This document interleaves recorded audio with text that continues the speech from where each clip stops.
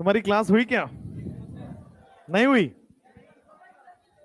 कोई बात नहीं, कोई बात नहीं।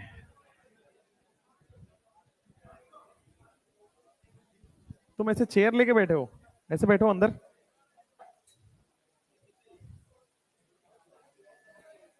हाँ, कैसे हो?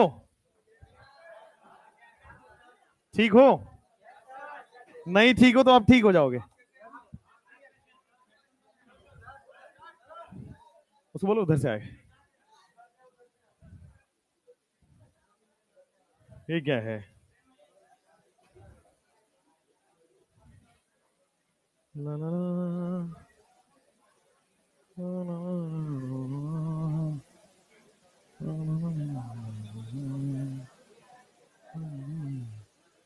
बोलो बोलो। कोई बात नहीं, रहने दो, बाहर ही बैठने दो। B2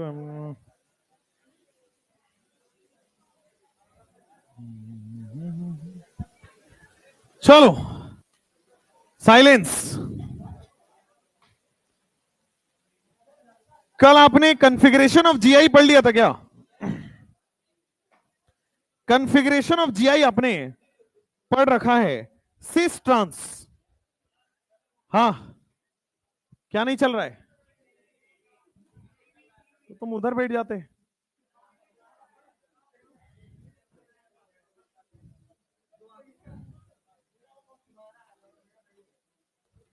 वो टीवी नहीं चल रहा है, तो क्लास कौन देखता है स्टार्ट होने से पहले?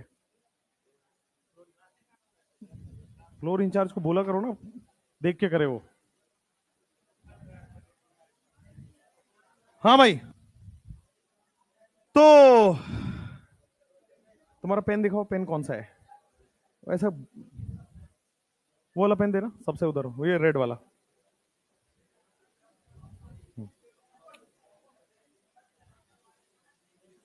ऐसा कोई कर्व वाला पेन है क्या? ये वाला है, ये रेड वाला। इसका कैप कहाँ है? लो, है? हाँ, दो दो दो दो।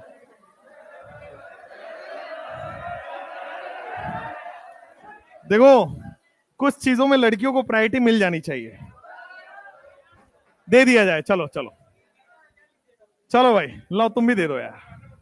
आधा क्लास इससे पढ़ा देंगे, आधा क्लास इससे पढ़ा देंगे। चलो,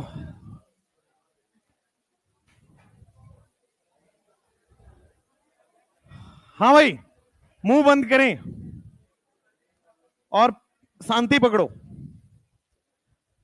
स्टार्ट करते हैं आज कॉन्फ़िगरेशन ऑफ जीआई में। भाई वो टीवी, ये नहीं, वो टीवी।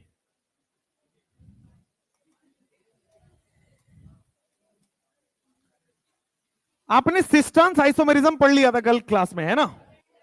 आपने क्वेश्चंस भी कर लिए थे कौन सिस है और कौन ट्रांस है। आज हमें पढ़ना है कि सिस और ट्रांस में कौन स्टेबल है और कौन अनस्टेबल है। ठीक है, तो स्टेबिलिटी पढ़ना है सिस और ट्रांस का। क्लियर? तो लिखो यहां पे ऊपर, stability in cis trans system. Heading डाल लो,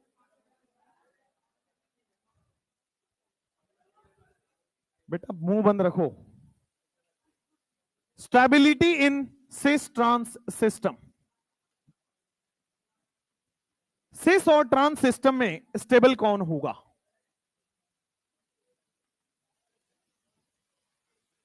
हाँ, बोर्ड पे देखो। Stability in cis trans system में देखो, सिस क्या होता है? अगर डबल बॉन्ड के सेम साइड ही कॉमन ग्रुप हो, अगर डबल बॉन्ड के सेम साइड ही सेम ग्रुप हो, तो इसको मैं बोल देता हूं सिस। और देखो, डबल बॉन्ड के अपोजिट साइड अगर सेम ग्रुप पाया जाए, तो इसको मैं बोल देता हूं ट्रांस। तो आप मुझे बताओ, यहां पे बल्की ग्रुप कौन है? हाइड्रोजन कभी भी बल्की ग्रुप नहीं होता, तो बचा हुआ ग्रुप कौन सा है? मिथाइल। और मिथाइल ही बल्की ग्रुप है। बोर्ड पे ध्यान से देखो, ये जो बल्की ग्रुप है और ये जो अगला वाला बल्की ग्रुप है, क्या इन दोनों बल्की ग्रुप के बीच में रिपल्सन लग रहा है? यहां पे भी बल्की ग्रुप है और यहां पे भी बल्की ग्रुप है। क्या यहां भी रिपल्सन लग रहा है? कम लग रहा है, लग जरूर रहा है, कम लग रहा है। तो ट्रांस में क्या हो रहा है, आपके पास लेस रिपल्सन लग रहा है, और सिस में क्या हो रहा है, ज्यादा रिपल्सन लग रहा है। अच्छा एक बात बताओ, अगर ज्यादा रिपल्सन लग रहा है तो स्टेबल है अनस्टेबल है? तो सिस जो है आपका सिस्टम क्या हो जाएगा, अनस्टेबल, और ट्रांस जो सिस्टम होगा वो क्या हो जाएगा, स्टेबल। तो हमें ऐसा लगता है, और आप भी पिछले सालों में ऐसे ही पढ़े हैं, कि सिस कम स्टेबल है, ट्रांस ज्यादा स्टेबल है, क्योंकि दिख भी रहा होता है, सेम साइड है, रिपल्सन ज्यादा है, अपोजिट साइड है, रिपल्सन कम है। इसको लिखिएगा, generally trans is more stable than cis. Generally में ही सारा काम हो गया। Generally trans is more stable than cis, but in some cases cis is more stable than trans. काफी क्वेश्चन आए हैं 2017-18 तक सिस स्टेबिलिटी पे, उसके बाद पता नहीं क्या हुआ, इस पे सवाल आया नहीं है, लेकिन आने के पूरे चांसेस है, क्योंकि एनसीईआरटी में कॉन्सेप्ट है। लिखो, generally trans is more stable than cis. Generally आपके पास जो सिस्टम होता है, ट्रांस सिस्टम में कम रिपल्सन होने की वजह से ज्यादा स्टेबल होता है ट्रांस सिस के कंपैरिजन में। But in some cases cis is more stable than trans. In some cases cis is more stable than trans, but in some cases cis is more stable than trans। अब ये कौन कौन से case हैं जहां पे सिस ज्यादा स्टेबल है ट्रांस से? तो पहला केस होगा, आपने पढ़ भी रखा है, अगर 8 मेंबर से 11 मेंबर का साइक्लोएल्कीन आ गया तो कौन स्टेबल होता है? तो यहां पे तो आपने ऑलरेडी पढ़ रखा है, 8 मेंबर से 11 मेंबर का अगर साइक्लोएल्कीन आया तो जीआई तो शो करेगा ही, यहां पे cis is more stable than trans. Trans बनता जरूर है, बट स्टेबल कौन होगा, सिस। 8 से 11 मेंबर के बाद सेकेंड, अगर आपके पास बच्चे H बॉन्ड दिख जाए, अगर कंपाउंड में हाइड्रोजन बॉन्ड दिख जाए, तो H बॉन्ड दिखने की वजह से रिंग फॉर्मेशन या फिर जिसको हम बोलते हैं चिलेशन होता है। H बॉन्ड होगा तो H बॉन्ड की वजह से चिलेशन होगा, चिलेशन को बोला जाता है बेटा रिंग फॉर्म होगा। और अगर आपके पास चिलेशन है, रिंग फॉर्मेशन है, तो फिर सिस ग्रेटर देन ट्रांस। सिस में ज्यादा H बॉन्ड होगा क्योंकि पास पास है, ट्रांस में कम H बॉन्ड होगा क्योंकि दूर हो गया। H बॉन्ड में आपके पास क्या आ गया, चिलेशन आ गया। नेक्स्ट, 8 मेंबर से 11 मेंबर साइक्लोएल्कीन, चिलेशन हो गया। तीसरा, अगर आपको कहीं पे आयोनिक अट्रैक्शन दिख जाए, अगर आपको कहीं पे आयनिक अट्रैक्शन दिख जाए कि सिस में दोनों सेम साइड है बट एक प्लस और एक माइनस है, तो अट्रैक्शन हो जाएगा। अट्रैक्शन हो जाएगा तो स्टेबिलिटी आ जाएगी। आयनिक अट्रैक्शन अगर दिख जाए तो वहां भी सेम साइड रहेगा, ज्यादा अट्रैक्शन होगा, और ज्यादा अट्रैक्शन होगा ज्यादा एनर्जी रिलीज होगी, स्टेबल हो जाएगा। साथ में कई बार ऐसे केसेस हैं जहां पे सिस होने के बावजूद रिपल्सन कम लगता है, अभी कराऊंगा। जनरली आपके दिमाग में फिट होता है कि यार ट्रांस में कम रिपल्सन लगेगा, बट बहुत सारे ऐसे केसेस जहां पे सिस में भी कम रिपल्सन लगता है, वो भी कराऊंगा। लेकिन 3 जो मेन फैक्टर्स हैं वो लिख लीजिए, 3 जो मेन फैक्टर है वो लिख लीजिए।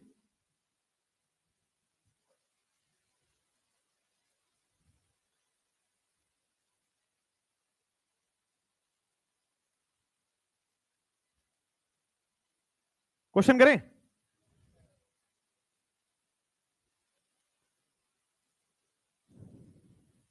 Generally trans is more stable than cis, but कुछ केसेस ऐसे हैं जहां पे आपका सिस भी स्टेबल होता है।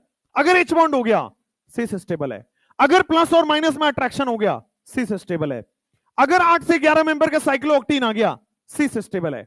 और खूब भर के ऐसे सवाल आते हैं आपको, पिछले सालों में आए हुए हैं, और वो 8 सवाल अभी इस पे करने वाले, 8 क्वेश्चंस। 8 क्वेश्चन में 8 डिफरेंट वैरायटी है, सारा कवर हो जाएगा। चलिए क्वेश्चंस पे फोकस मांगते हैं। नहीं लिखे हो? काहे?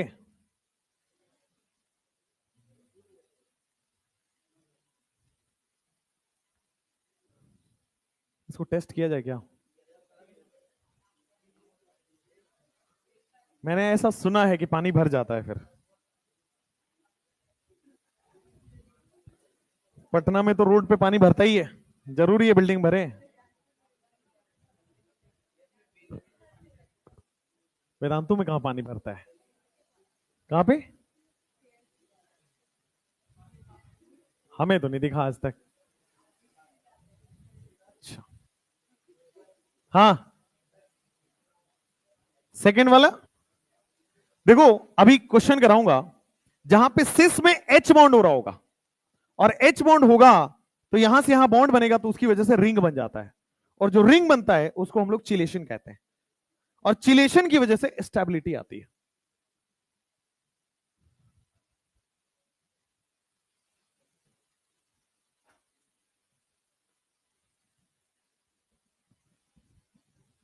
जल्दी हो गया? चलो क्वेश्चन करो। क्वेश्चन में मुझे बताओ which of the following compound is stable. सबसे पहले देखो क्वेश्चन नंबर 1,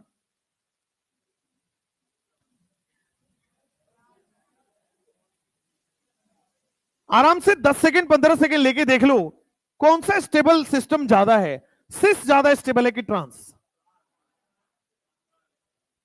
आओ देखते हैं। सबसे पहले मैंने यहां देखा, ये बल्कि ग्रुप मुझे दिख गया सेम साइड में, यानी कि ये सिस्टम क्या है? सिस है।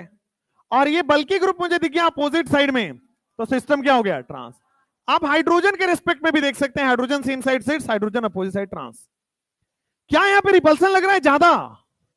क्या यहां पे रिपल्सन लग रहा है कम? तो जिसका रिपल्सन कम है वो स्टेबल है, ट्रांस मोर स्टेबल देन सिस। इसमें कोई प्रॉब्लम नहीं है।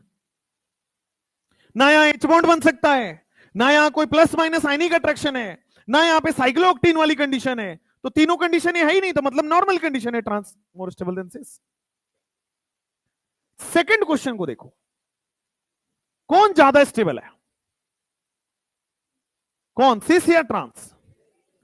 देखो, क्या यहां पे एक से ज्यादा बल्कि ग्रुप है? जब भी एक से ज्यादा बल्कि ग्रुप आता है तो सबसे ज्यादा बल्कि को फोकस करना है। यहां सबसे ज्यादा बल्कि कौन है? इथाइल है। तो इथाइल का रिपल्सन किससे हो रहा है? हाइड्रोजन से। यहां इथाइल का रिपल्सन किससे हो रहा है? मिथाइल से। कहां ज्यादा रिपल्सन हो रहा है? सेकंड वाले में। तो सेकंड वाले में रिपल्सन ज्यादा होगा तो स्टेबिलिटी कम हो गई। हालांकि ये सिस सिस्टम है कि नहीं, मिथाइल मिथाइल सेम साइड है, और मिथाइल मिथाइल अपोजिट साइड, ये ट्रांस हो गया। जब भी आपको एक से ज्यादा बल्कि ग्रुप दिख जाए तो सबसे ज्यादा बल्कि ग्रुप को पकड़ लो। सबसे ज्यादा बल्कि ग्रुप कौन है? इथाइल। इसके रिपल्सन किससे लग रहा है? हाइड्रोजन से। इसका रिपल्सन किससे लग रहा है? मिथाइल से। ज्यादा रिपल्सन किससे लग रहा है? ट्रांस में। तो ट्रांस में ज्यादा स्टेबल है, ट्रांस में ज्यादा रिपल्सन है, इसलिए सिस ज्यादा स्टेबल हो गया। आया समझ में? क्लियर है? क्या हमेशा ट्रांस स्टेबल देन सिस होगा? नहीं। क्या हमेशा सिस स्टेबल देन ट्रांस होगा? नहीं। Depends on the situation. एक और चीज, जनरली लोगों को लगता है कि सर देखो यहां पे इथाइल और मिथाइल का रिपल्सन भी तो लग रहा है। एक डाउट क्या आता है, अरे भाई तो वो यहां भी लग रहा है, दोनों में सेम कंडीशन है। ये रिपल्सन मान लो आप कह रहे हो इथाइल मिथाइल का रिपल्सन लग रहा है, तो वो तो यहां भी लग रहा है।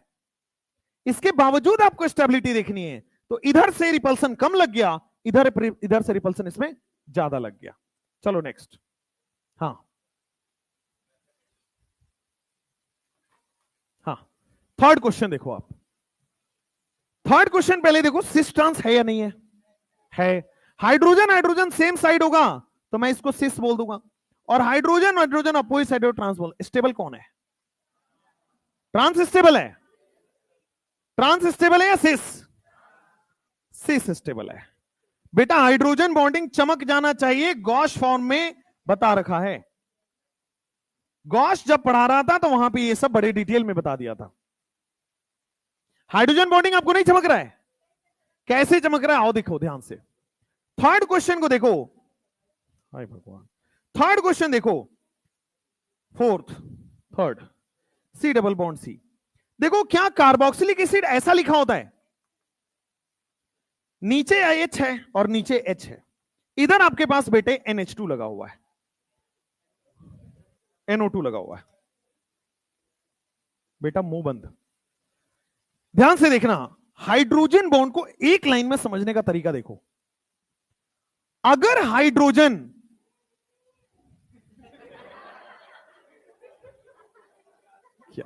ये क्या कर क्या रहे हैं?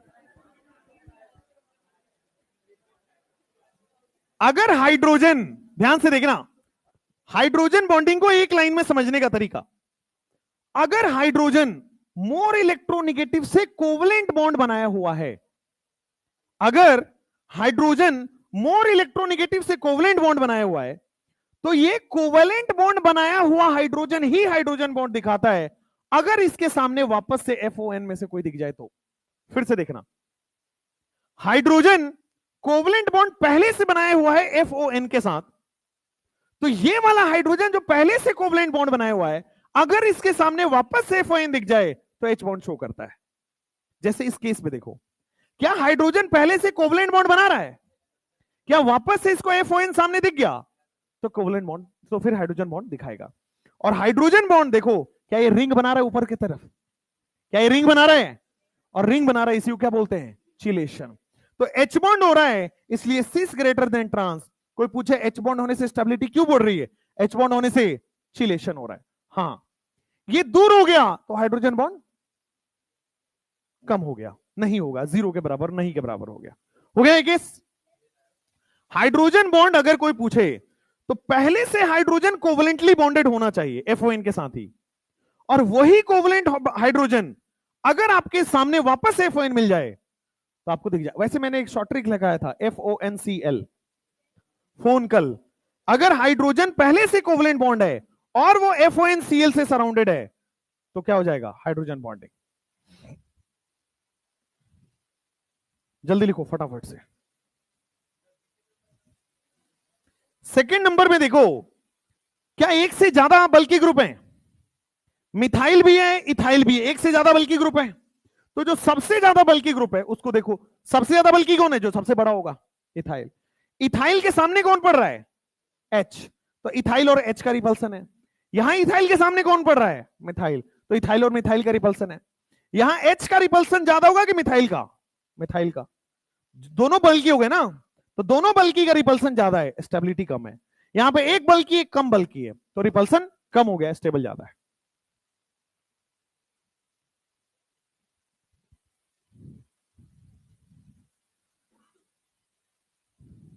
Question number 4। क्या कर रहे, ऊपर जिम विम सेट कर रहे हैं क्या सब? है ना, मेरे लिए, वेदांतु वालों के लिए। वेदांतु मुझे तो करवा नहीं रहा। हो गया? हाँ, यस। जैसे हाइड्रोजन बॉन्ड था तो गॉश ऑलवेज ज्यादा था एंटी से, सेम कंडीशन यहां भी है। हाइड्रोजन बॉन्ड में क्यों स्टेबिलिटी बढ़ती है समझो। एक तो अट्रैक्शन होता है, अट्रैक्शन में एनर्जी रिलीज होकर स्टेबिलिटी बढ़ गई, और दूसरा चिलेशन भी हो रहा होता है साथ में। Question number 4।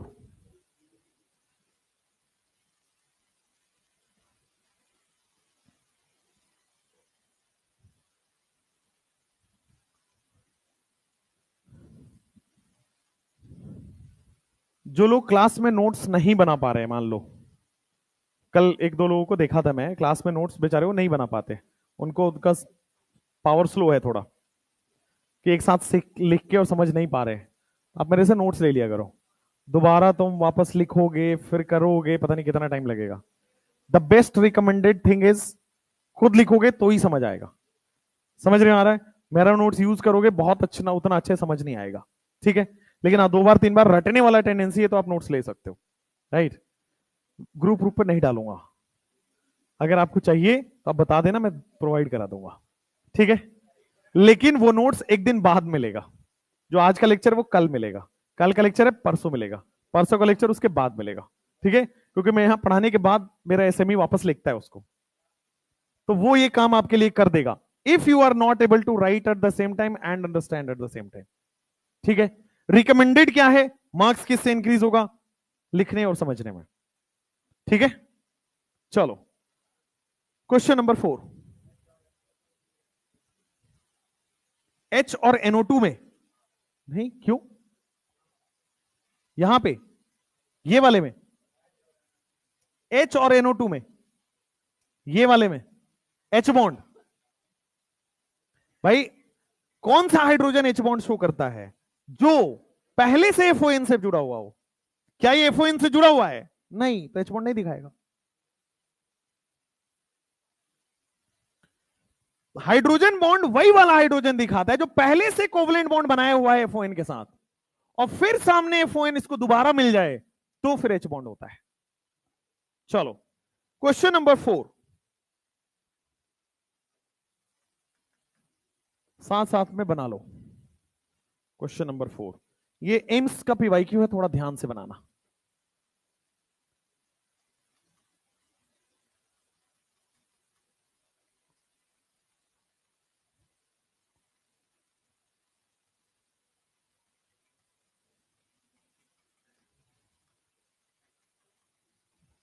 PR क्या है, प्रोपेन नहीं है, प्रोपाइल है। BU क्या है, ब्यूटेन नहीं, ब्यूटाइल है।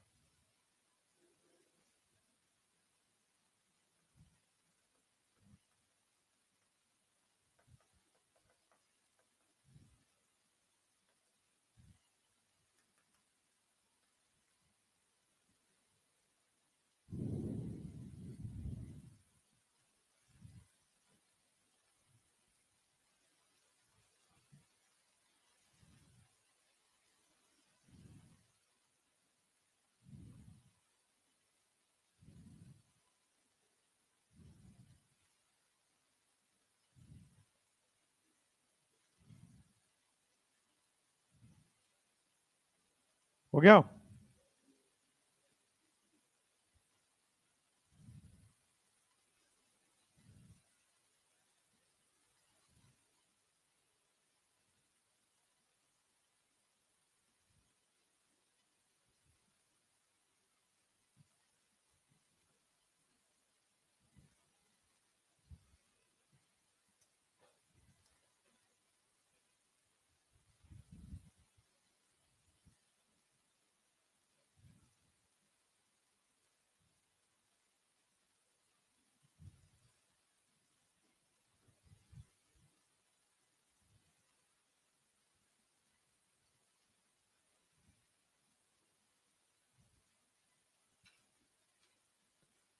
सब लोग का हो गया? चलो क्वेश्चन सॉल्व करते हैं। बोर्ड पे देखेंगे सारे लोग। बोर्ड पे देखोगे सारे लोग। बेटा बोर्ड पे देखना है। देखो यहां पे ये एम्स का क्वेश्चन है। सिस और ट्रांस है या नहीं, पहले तो ये बता दीजिए। है ना? ये वाला ट्रांस सिस्टम है और ये वाला सिस सिस्टम है।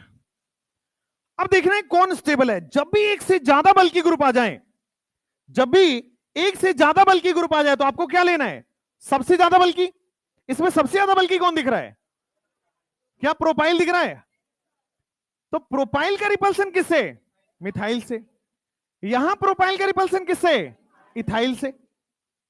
प्रोपाइल का रिपल्सन मिथाइल से, प्रोपाइल का रिपल्सन इथाइल से। ज्यादा रिपल्सन कहां है? इसमें सिस में ज्यादा रिपल्सन है, तो कौन स्टेबल हो जाएगा? ट्रांस स्टेबल देन सिस हो जाएगा। लगे यहां तो दूसरा क्वेश्चन देखो। क्या इसमें भी बल्कि ग्रुप है? एक बल्कि ग्रुप है, एक से ज्यादा बल्कि ग्रुप है। कौन सबसे ज्यादा बड़ा है? क्या सबसे ज्यादा बड़ा ही सबसे बल्कि होता है? क्या इसका रिपल्सन इथाइल से लग रहा है और इसका रिपल्सन किससे लग रहा है? इसका रिपल्सन 2 कार्बन से लग रहा है, इसका रिपल्सन 1 कार्बन से लग रहा है। किसका ज्यादा रिपल्सन है? 2 कार्बन वाले में। 2 कार्बन वाले में रिपल्सन ज्यादा है, यानी कि इसकी स्टेबिलिटी जो होगी 2 greater than 1 हो जाएगी। क्या यही होगी? क्या यहां पे सिस ट्रांस है या नहीं? सिस ट्रांस नहीं है, बट स्टेबिलिटी 2 greater than 1 हो जाएगा। हाँ या ना? क्लियर? जैसे मान लो नेक्स्ट वाले क्वेश्चन में, क्या आपको H बॉन्ड चमक रहा है और मैंने ज्विटर आयन कराया था? ये वही तो है, ज्विटर आयन ही तो है। क्या ये ज्विटर आयन बनने के बाद कुछ ऐसा हो जाएगा? ध्यान से देखो भाई, ये बेस क्या करेगा? इस एसिड का H+ ले लेगा। एसिड अपना H+ दे दिया, COO- बना लिया। एसिड अपना H+ देके क्या बना लिया? COO-। बेस ने इसका H+ चुरा लिया। तो देखो, अगर आपको ये क्वेश्चन देके पूछे कौन स्टेबल है, ए है कि बी? ए है कि बी? ए में H बॉन्ड लग रहा है ना, तो ए स्टेबल देन बी हो गया। रीजन बताओ? H बॉन्ड की वजह से। H बॉन्ड की वजह से स्टेबिलिटी आई। क्यों? चिलेशन हो रहा है, रिंग हो रहा है ना, इस वजह से हो गया। नेक्स्ट आ जाओ। अगर मुझे क्वेश्चन में वो बना के दे, डायरेक्टली ज्विटर आयन की तरह बना के दे, तो क्या बोलोगे? तो भी आपका stable A greater than B है, लेकिन क्या अब H बॉन्ड हो रहा है? नहीं। अब क्या लग रहा है? प्लस और माइनस का अट्रैक्शन, यानी कि इसको बोलते हैं आयनिक अट्रैक्शन। जब जब अट्रैक्शन होगा, एनर्जी रिलीज होगा, सिस्टम स्टेबल होगा। ठीक है? अगर क्वेश्चन में बिना ज्विटर आयन बनाए हुए दिया हुआ है तो H बॉन्ड लगेगा, H बॉन्ड लगने की वजह से वो बनेगा। और अगर क्वेश्चन में ज्विटर आयन बना के दे दे तो आयनिक अट्रैक्शन लिखना है। ठीक है? नेक्स्ट, मान लो आपके पास ये क्वेश्चन दिया जा रहा है, ये सिस है और वो ट्रांस है। क्या यहां पे H बॉन्ड चमका सब लोगों को? तो कौन स्टेबल होगा? क्या सिस स्टेबल देन ट्रांस होने वाला है? नेक्स्ट, दूसरे वाले क्वेश्चन में सिस स्टेबल है, ट्रांस? देखो ना, यहां पे रिपल्सन लग रहा है ना, माइनस माइनस का। माइनस माइनस का रिपल्सन है, ये रिपल्सन कम है, तो जहां पे यहां पे ट्रांस मोर स्टेबल देन सिस होगा। रिपल्सन ज्यादा है, स्टेबिलिटी कम है। रिपल्सन कम है, स्टेबिलिटी बढ़ गई। जैसे ये वाला क्वेश्चन देखो, कौन स्टेबल है? सिस कहां से आ रहा है भाई इसमें? क्या यहां पे दिख रहा है H बॉन्ड? H बॉन्ड दिख रहा है 1 greater than 2 होगा। खत्म कहानी। तो इस टाइप के क्वेश्चन एम्स में, एनसीईआरटी में ये वाला दिया हुआ है और केसीईटी में ये पूछा हुआ है। इस टाइप के क्वेश्चन आते हैं, आसानी होता है। ठीक है? अगर कुछ भी नहीं है तो रिपल्सन देख के कर लो। एक से ज्यादा बल्कि ग्रुप है तो सबसे बड़ा बल्कि ग्रुप का रिपल्सन देख लो। H बॉन्ड है तो वो चेक कर लीजिए, या तो अट्रैक्शन है तो प्लस माइनस लिख के दिया होगा। अगर माइनस माइनस है तो रिपल्सन होगा, प्लस माइनस है तो अट्रैक्शन होगा। सिंपल सिंपल केसेस है। ये सारे वैरायटी के एक एक क्वेश्चन मैंने करा दिया, इससे बाहर वैरायटी होता ही नहीं है, एग्जिस्ट ही नहीं करता। या तो H बॉन्ड का आएगा, या तो रिपल्सन का आएगा, या तो माइनस माइनस का रिपल्सन का आएगा, या तो बल्कि ग्रुप का रिपल्सन का आएगा। सारे केसेस आपके सामने है। लिखो, पहले ये लिख लो फटाफट से। इसके बाद अपन पढ़ेंगे सिन एंड एंटी। सेकेंड वाला आ जाओ। देखो, एक से ज्यादा बल्कि ग्रुप दिख रहा है सेकेंड वाले में। इथाइल भी है, ब्यूटाइल भी है, मिथाइल भी है, एक से ज्यादा है। सबसे ज्यादा बल्कि ग्रुप कौन है? 4 कार्बन ब्यूटाइल। अब इस ब्यूटाइल के सामने कौन रिपल्सन कर रहा है? 2 कार्बन का इथाइल।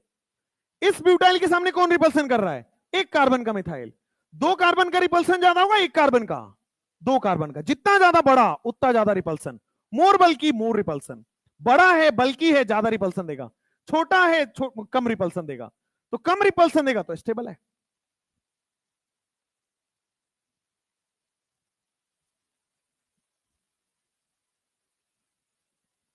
हो गया?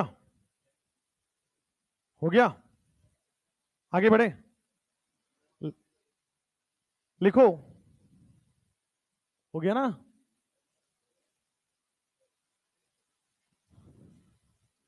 नेक्स्ट, सिन एंटी फॉर्म, सिन एंटी सिस्टम, सिन एंटी सिस्टम।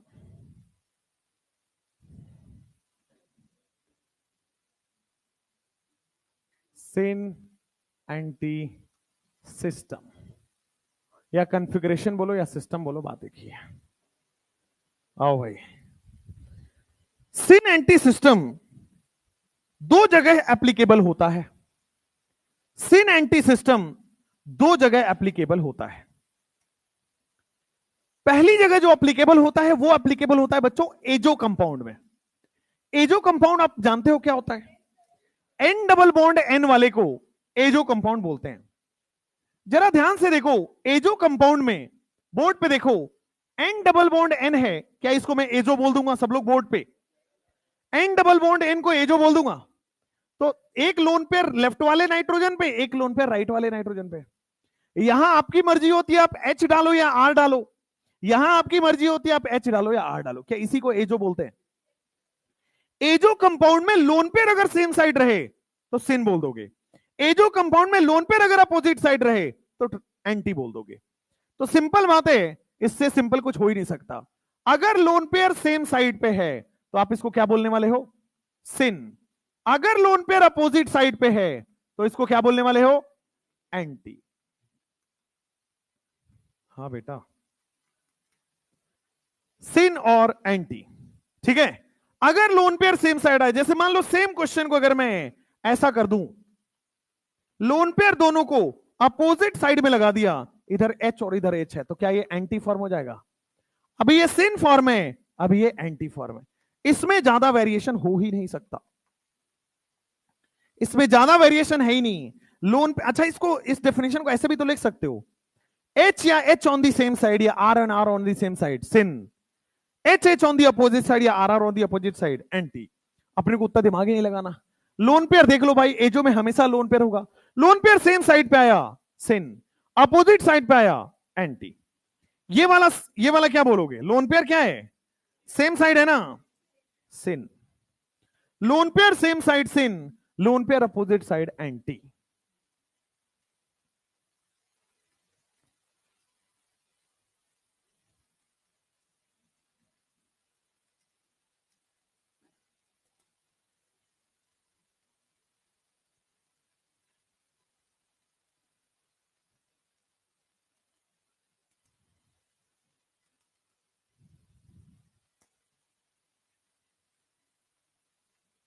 जल्दी से नोट डाउन कर लीजिए। अब बिलीव मानो, एक बार नीट वाले बच्चों का किस्मत सही हो गया था, एजो कंपाउंड पूछा हुआ था। पुरानी बात है, 2001 वेक की बात है।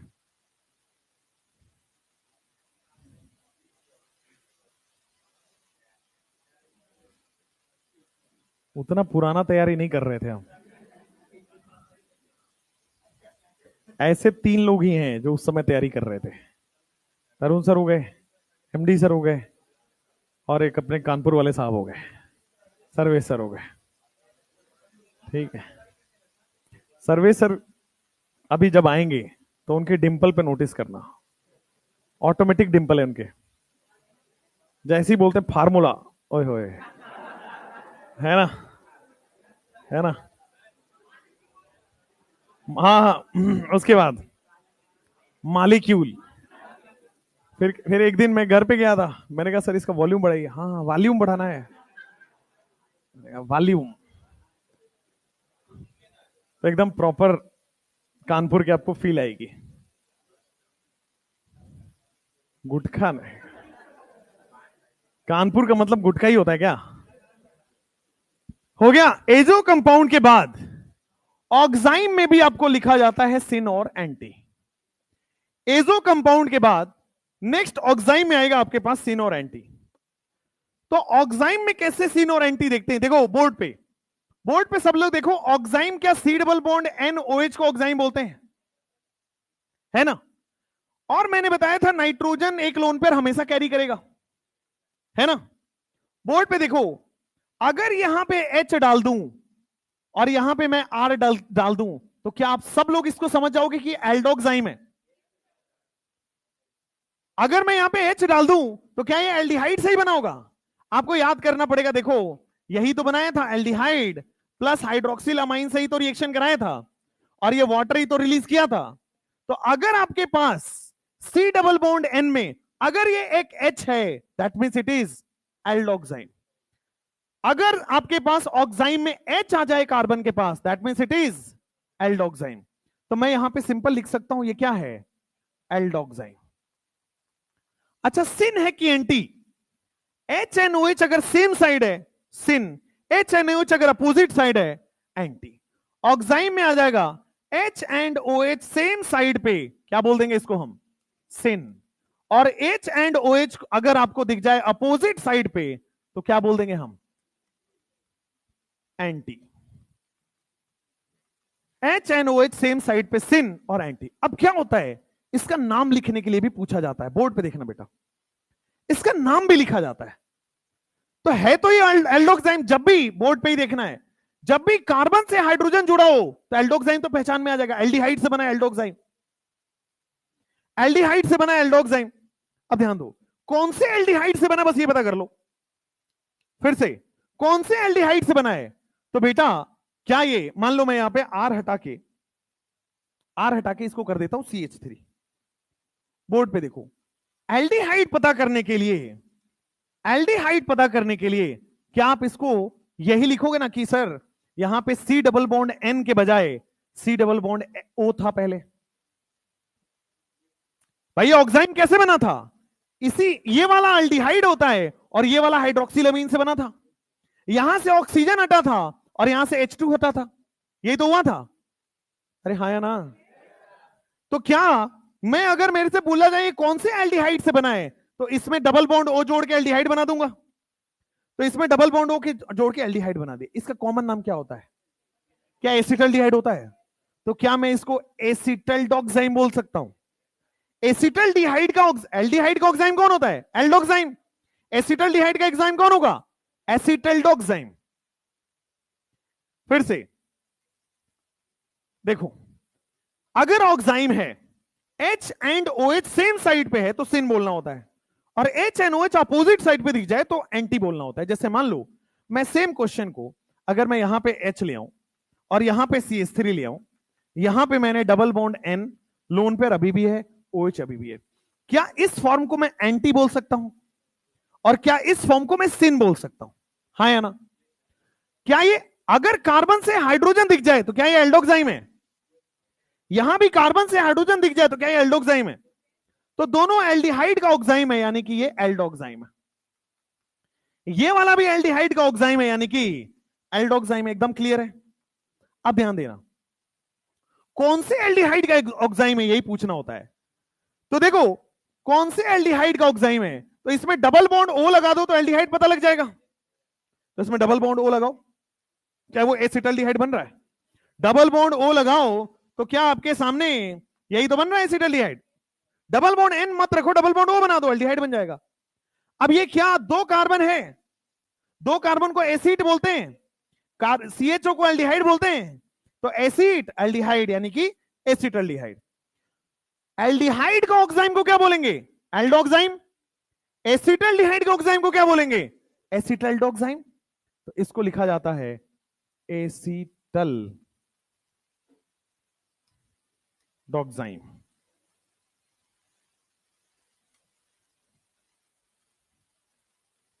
एल्डिहाइड के ऑक्साइम को क्या बोला जाता है, एल्डोक्साइम। ये एसिटल्डिहाइड है ना, तो एसिटल्डोक्साइम। आया, क्लियर है। ऑक्साइड नहीं होगा भाई, ऑक्साइम है। हो गया, क्या हो गया, सिम क्यों लिख रहा हूं मैं?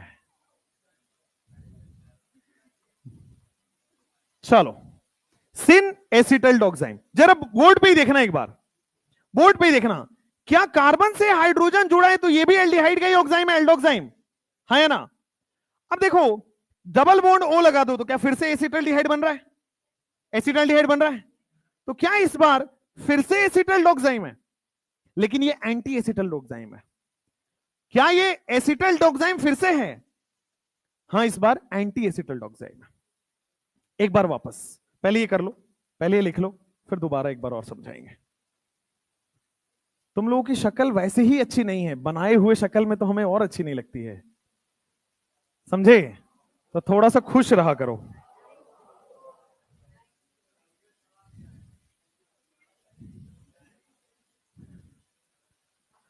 एल्डोक्साइम कीटोक्साइम, देखो भाई, मैं ना कल रात में ऐसे ही बैठ के सर्फिंग कर रहा था, तो मैंने कंपटीटर की एनालिसिस की कि भाई बाकी लोग क्या पढ़ा रहे हैं XYZ प्लेटफॉर्म पे, सबका। तो भाई एक चीज मैं बता देना चाहता हूं, मेरे पास टैलेंट नहीं है कि मैं 8 लेक्चर में आइसोमेरिज्म खत्म करूं। दैट इज वेरी ट्रू, क्योंकि अगर मैं 8 लेक्चर में इसको खत्म किया तो आपके आइसोमेरिज्म पंगा पड़ जाएगा, ओ सॉरी, आगे जीओसी में पंगा पड़ जाएगा। दैट इज 6 लेक्चर 8 लेक्चर वाला टैलेंट अभी नहीं आया है, एक आध साल बाद आएगा शायद, ठीक है? तो आप समझदार के लिए सारा काफी होता है। डिटेल में आइसोमेरिज्म इसीलिए पढ़ना होता है कि जीओसी अच्छा पढ़े, वरना फिर आप स्ट्रेटजी देखोगे कि 11th स्ट्रॉन्ग करना है, लेकिन 11th को पढ़ 6 लेक्चर में रहे हो तो कैसे स्ट्रॉन्ग होगा? क्वेश्चन कम कर रहे हो तो कैसे स्ट्रॉन्ग होगा? तो आपको स्ट्रॉन्ग ज्यादा क्वेश्चन करने से होता है, स्ट्रॉन्ग हर टॉपिक को तोड़ तोड़ के पढ़ने में होता है, स्ट्रॉन्ग एक डेफिनेशन को 4 लाइन में पढ़ने में होता है, समझ रहे हो ना?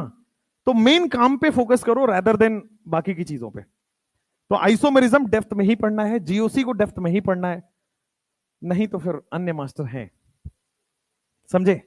नेक्स्ट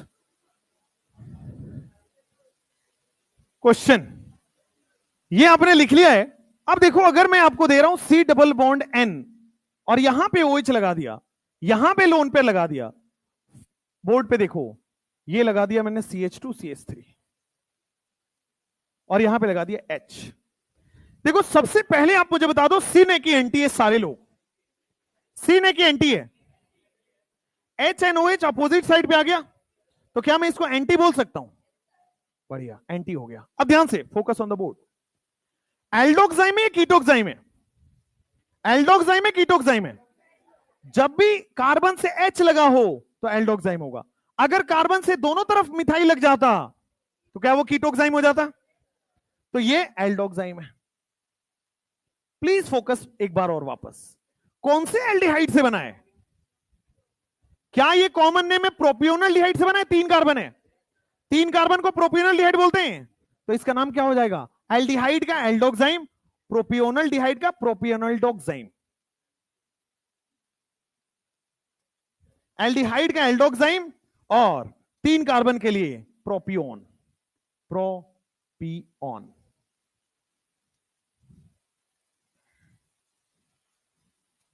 प्रोपियोन। अब इसको देखो ध्यान से, इसका नाम कैसे लिखना होता है?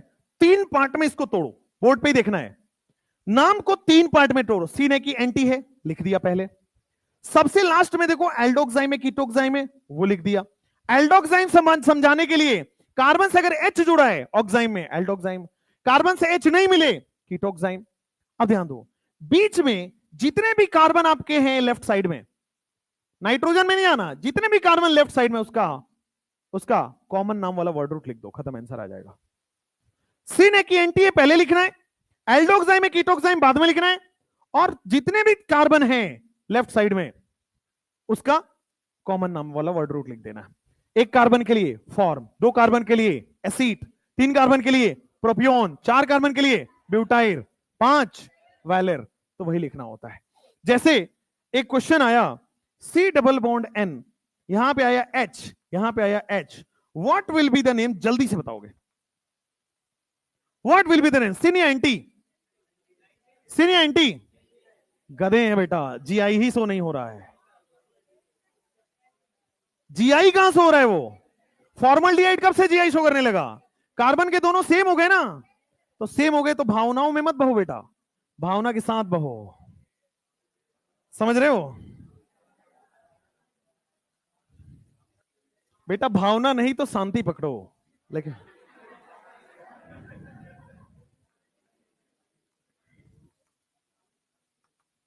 इधर आ जाओ। What will be the name? सबसे पहले देखो, सिन है कि एंटी है? सिन हो गया। एल्डोक्साइम है कीटोक्साइम है? एल्डोक्साइम है। हाइड्रोजन मिल गया एल्डोक्साइम में। अब कितने कार्बन है इधर? एक और तीन इधर, चार। चार कार्बन लिख लिए क्या होता है? ब्यूटाइर। आंसर आ गया ब्यूटाइर। इससे भी आसान कुछ हो सकता है? बोर्ड पे ही, बोर्ड पे, बोर्ड पे। अगर बेटा आपके सामने मान लो यहां पे मिथाइल लिखा हो और यहां पे भी मिथाइल लिखा हो, अब क्या होगा? जीआई शो नहीं करेगा ऑब्वियसली, लेकिन अगर यहां पे मिथाइल लिख दे और यहां पे बेटा इथाइल लिख दे, जीआई तो शो करेगा। नाम क्या होगा इसका? सिन होगा कि एंटी? देखो, डेफिनेशन के हिसाब से इसका सिन एंटी नाम नहीं हो सकता है, क्योंकि एचओएच होना पड़ेगा। एचओएच है नहीं, लेकिन इसका नाम लिखा जाता है।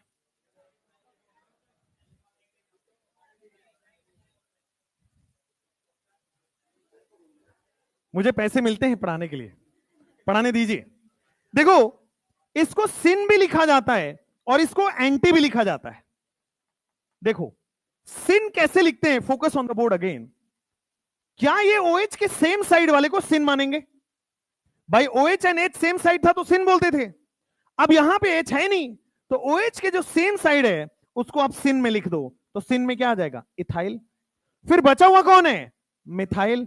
और ये एल्डोक्साइम है कीटोक्साइम है? कीटोक्साइम। आंसर आ गया। लेकिन वापस देखो बोर्ड पे, एंटी में कैसे लिखेंगे? OH के अपोजिट साइड वाले को पकड़ो, यही तो एंटी बनाएगा। तो एंटी कौन हो गया? मिथाइल। बचा हुआ कौन है? इथाइल। एल्डोक्साइम है कीटोक्साइम है? कीटोक्साइम। आसान है या बहुत आसान है?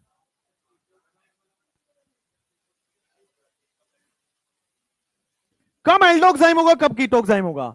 अगर कार्बन से हाइड्रोजन दिख जाए एल्डोक्साइम, कार्बन से हाइड्रोजन ना दिखे कीटोक्साइम। ऑक्साइम में अगर कार्बन से हाइड्रोजन दिख जाए एल्डोक्साइम, अगर ऑक्साइम में कार्बन से हाइड्रोजन ना हो कीटोक्साइम। एग्जाम में बेटा दोनों ही पूछेगा, सिन या एंटी दोनों ही होता है। ऑप्शन में देख के आपको बताना होगा which is the correct name पूछता है, और फिर वो सिन वाला भी नाम लिख के देगा, एंटी वाला भी नाम लिख के देगा। आपको करेक्ट नाम लिख के पहचानना होता है। जैसे मान लो आपके पास C डबल बॉन्ड N, यहां पे दे दिया PR, और यहां पे दे दिया Me, और यहां पे दे दिया बेटा आपके सामने OH, और यहां पे दे दिया है लोन पेयर। क्या ये कार्बन के साथ हाइड्रोजन है या नहीं? नहीं है, तो एल्डोक्साइम होगा या कीटोक्साइम होगा? कीटोक्साइम होगा। अब देखो, अब इसमें सिन या एंटी फिक्स नहीं कर सकते, हमें दोनों लिखना पड़ता है। OH के सेम साइड है, ये PH कर दो, दिस इज PH। OH के सेम साइड क्या है? फिनाइल है। OH के सेम साइड फिनाइल है, तो वो सिन में चला जाएगा। सिन में पहले कौन लिखा जाएगा? जो OH के सेम साइड है। एंटी में पहले कौन लिखा जाएगा? जो OH के अपोजिट साइड है। जब फिनाइल लिखी है तो बचा हुआ क्या हुआ? मिथाइल। एल्डोक्साइम है कीटोक्साइम है? कीटोक्साइम। इसमें भी जो बचा हुआ कौन है? फिनाइल। एल्डोक्साइम है कीटोक्साइम है? कीटोक्साइम। आसान है कि बहुत आसान है? बहुत आसान है। जल्दी से फटाफट से इसको छाप लीजिए।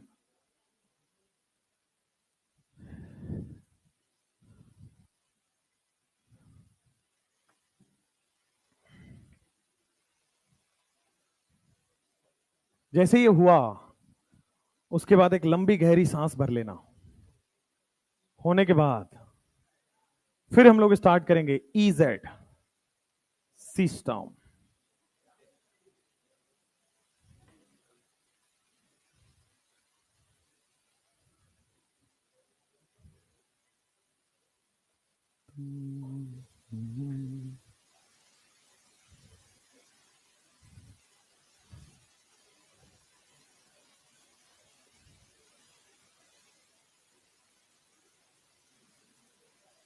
जी हाँ, बताइए ना। कोई मायने नहीं रखता है। रूल ये है, OH के सामने वाले को पहले रखेंगे, OH के बाद वाले को एंटी में रखेंगे। उसमें अल्फाबेटिकल रूल नहीं लगता। नीचे में हाँ हाँ, अल्फाबेट रूल लगता ही नहीं यहां पे। सिन एंटी का रूल है, ओएच के सामने होगा तो सिन लिखेंगे, ओएच का अपोजिट होगा तो एंटी लिखेंगे। अल्फाबेट भूल जाओ बेटा। ये तुम लोग जो क्लास के बीच में उठ के जाते हो, तुम्हारी कंट्रोलिंग पावर कितनी खराब है।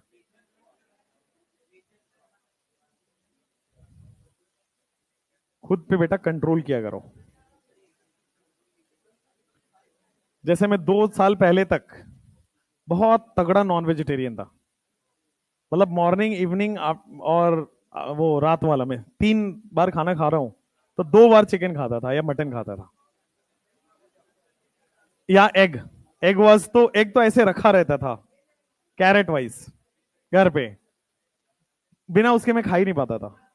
फिर कुछ जिंदगी में बदलाव आया, फिर मैंने छोड़ दिया। जिंदगी में बदलाव केवल एक वजह से नहीं होती है गधों, बदलाव आया।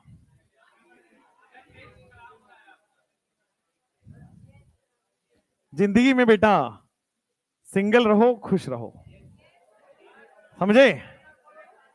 The secret to happiness.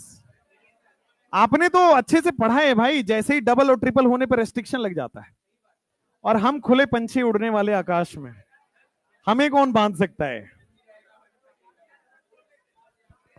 ये जितने बकबक कर रहे हैं ना, तुम्हें दूर दूर तक शक्ल भी नहीं देखी होगी तुमने।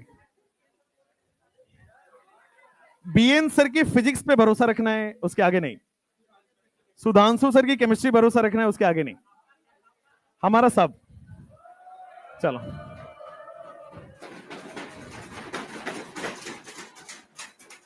बस, ये जरूरी था, EZ से पहले जगना जरूरी था।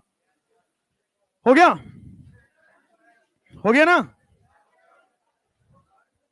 शांत। हाँ, लास्ट के ये हाँ, बताऊं? देखो,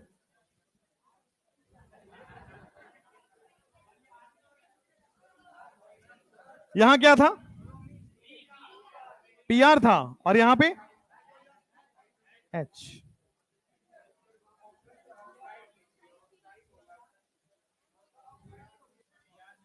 अरे अब इतना समझ जाओ भाई तो। चलो नेक्स्ट करें, आगे करें। EZ, शांति शांति। EZ सिस्टम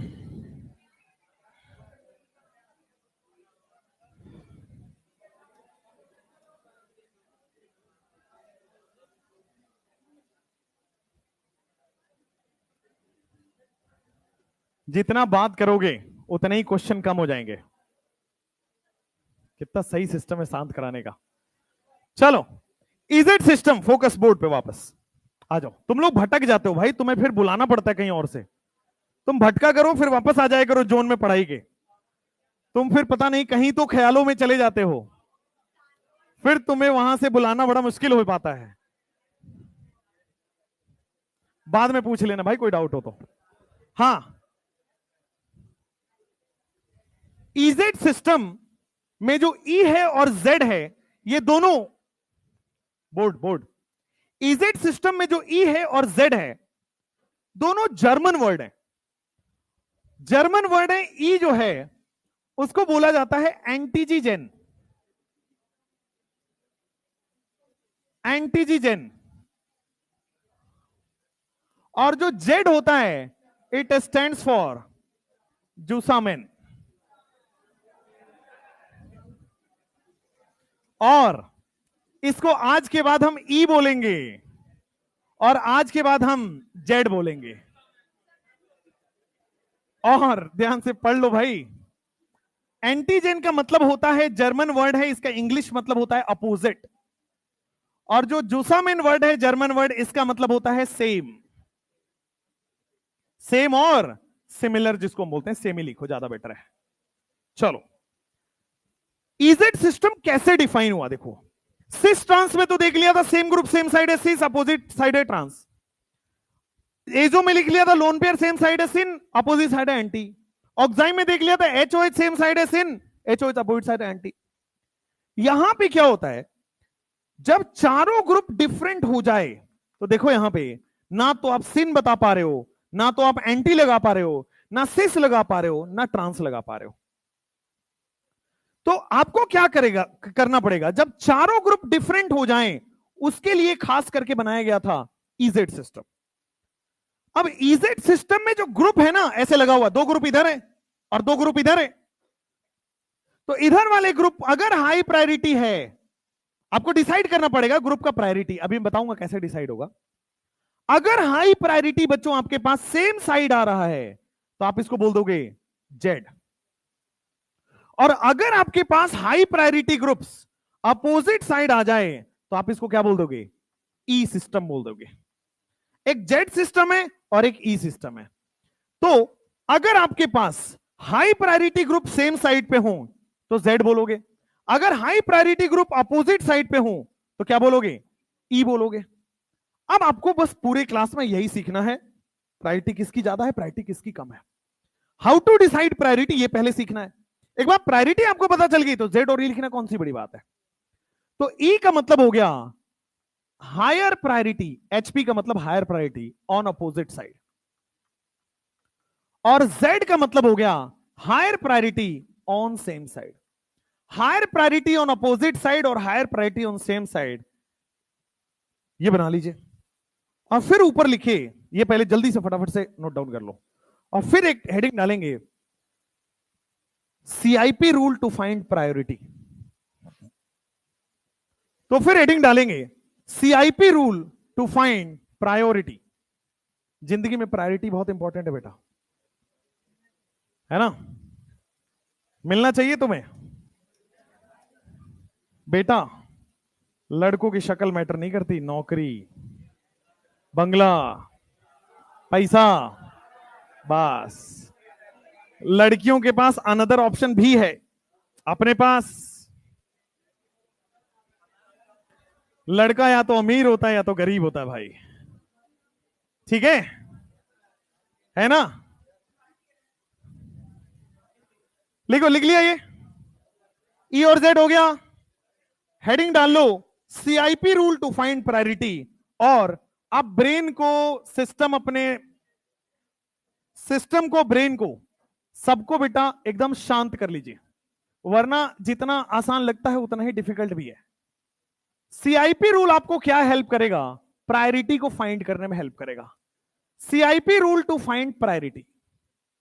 सीआईपी रूल इसको क्यों बोलते हैं, 3 साइंटिस्ट थे बेचारे, उनको कोई काम नहीं था तो बेचारे प्रायोरिटी डिसाइड कर दिए। कान हो गया, दूसरा साइंटिस्ट था बेचारा इनगोल्ड नाम था उसका, और तीसरा साइंटिस्ट था प्रीलॉग। तो कान इनगोल्ड प्रीलॉग रूल है, इन्होंने जब कोई काम नहीं था तो बेचारे प्रायोरिटी डिसाइड कर गए, ठीक है। और आप आज कर रहे हो इनको याद, अच्छी बात है। आ जाओ सबसे पहले rule number 1। Rule number 1 board पे देखोगे, नोट डाउन बाद में करने का पूरा भरपूर समय मिलेगा।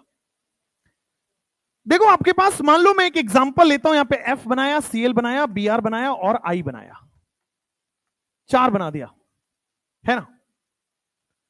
सबसे पहले आपको क्या देखना होता है, कैसे आप प्रायोरिटी डिसाइड करोगे, तो डबल बॉन्ड से डायरेक्टली अटैच जो एटम है उसको देखोगे। डबल बॉन्डेड से डायरेक्टली अटैच एटम क्या फ्लोरीन है, डबल बॉन्ड से डायरेक्टली अटैच एटम क्या ब्रोमीन है। तो जिसका एटॉमिक नंबर ज्यादा उसकी प्रायोरिटी ज्यादा। डबल बॉन्ड से डायरेक्टली अटैच एटम को देखो, जिसका एटॉमिक नंबर ज्यादा उसकी प्रायोरिटी, किसका एटॉमिक नंबर ज्यादा, तो इसका प्रायोरिटी ज्यादा, हाई प्रायोरिटी। लो प्रायोरिटी भूल जाओ, मतलब ही नहीं है उससे, हाई प्रायोरिटी बस देखा करो। यहां पे डायरेक्टली अटैच एटम क्या क्लोरीन है, और यहां पे क्या आयोडीन है, तो हाई प्रायोरिटी कौन है, जिसका एटॉमिक नंबर ज्यादा। तो क्या इसको बोल दोगे जेड। जैसे मान लो आपके पास सिस्टम दिया हो OH, और यहां पे दिया हो बेटा आपके पास CH3, यहां पे दिया जा रहा है आपके पास बेटा NH2, और यहां पे दिया जा रहा है आपके पास PH2। सबसे पहले आपको क्या करना है, डबल बॉन्ड ये दिख गया, इससे डायरेक्टली अटैच एटम देखा, क्या मिला, ऑक्सीजन। डायरेक्टली अटैच एटम मिला, क्या मिला, कार्बन। किसकी प्रायोरिटी ज्यादा है, मोर एटॉमिक नंबर मोर प्रायोरिटी। इसमें देखो डायरेक्टली अटैच एटम नाइट्रोजन है, इसका डायरेक्टली अटैच एटम फास्फोरस है, मोर एटॉमिक नंबर मोर प्रायोरिटी। तो क्या ये सिस्टम ई हो जाएगा। तो मोर एटॉमिक नंबर मोर प्रायोरिटी, ये रूल होता है सीआईपी का रूल नंबर 1। बस ध्यान यही रखना है कि आपको डबल बॉन्ड से डायरेक्टली अटैच एटम को देखना है। डबल बॉन्ड से डायरेक्टली अटैच एटम देखो, more atomic number is the more priority. तो रूल नंबर 1 जो लिखता है कि priority is directly proportional to atomic number. किसका? एटॉमिक नंबर किसका? Of directly attached atom. Atomic number of directly attached atom. Priority जिसका atomic number ज्यादा उसकी प्रायोरिटी ज्यादा। Priority is directly proportional to atomic number of directly attached atom. ठीक है ना? With RR. RR का मतलब क्या हुआ? राजस्थान रॉयल्स। इसी तरह पढ़ा करो, तुम भी विराट कोहली की टीम की तरह हारते रहोगे। Priority is directly proportional to atomic number of, जैसे मान लो आपके पास 2-3 ऐसे लिखा गया, सी डबल बॉन्ड से यहां पे दे दिया H, यहां पे दे दिया Cl। बेटा साथ में लिखो OH और यहां पे लिख दो NH2। जल्दी से रूल नंबर 1 नोट डाउन कर लीजिए।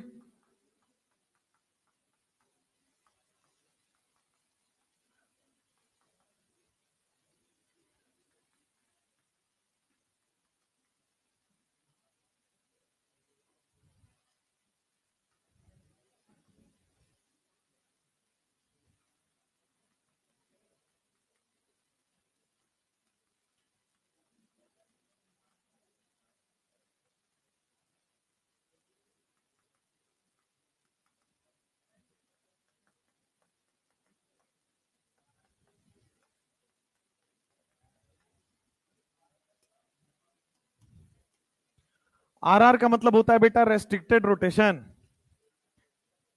तुम अभी 9th फ्लोर पे गए हो इस बिल्डिंग के? मेरे साथ चलना, फिर धक्का मारूंगा वहां से।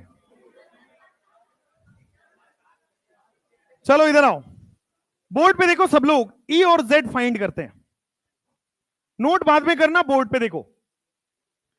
डायरेक्टली अटैच एटम कौन दिख रहा है? ऑक्सीजन दिख रहा है। और यहां पे डायरेक्टली अटैच एटम कौन? नाइट्रोजन है। कौन हायर प्रायोरिटी पे जाएगा?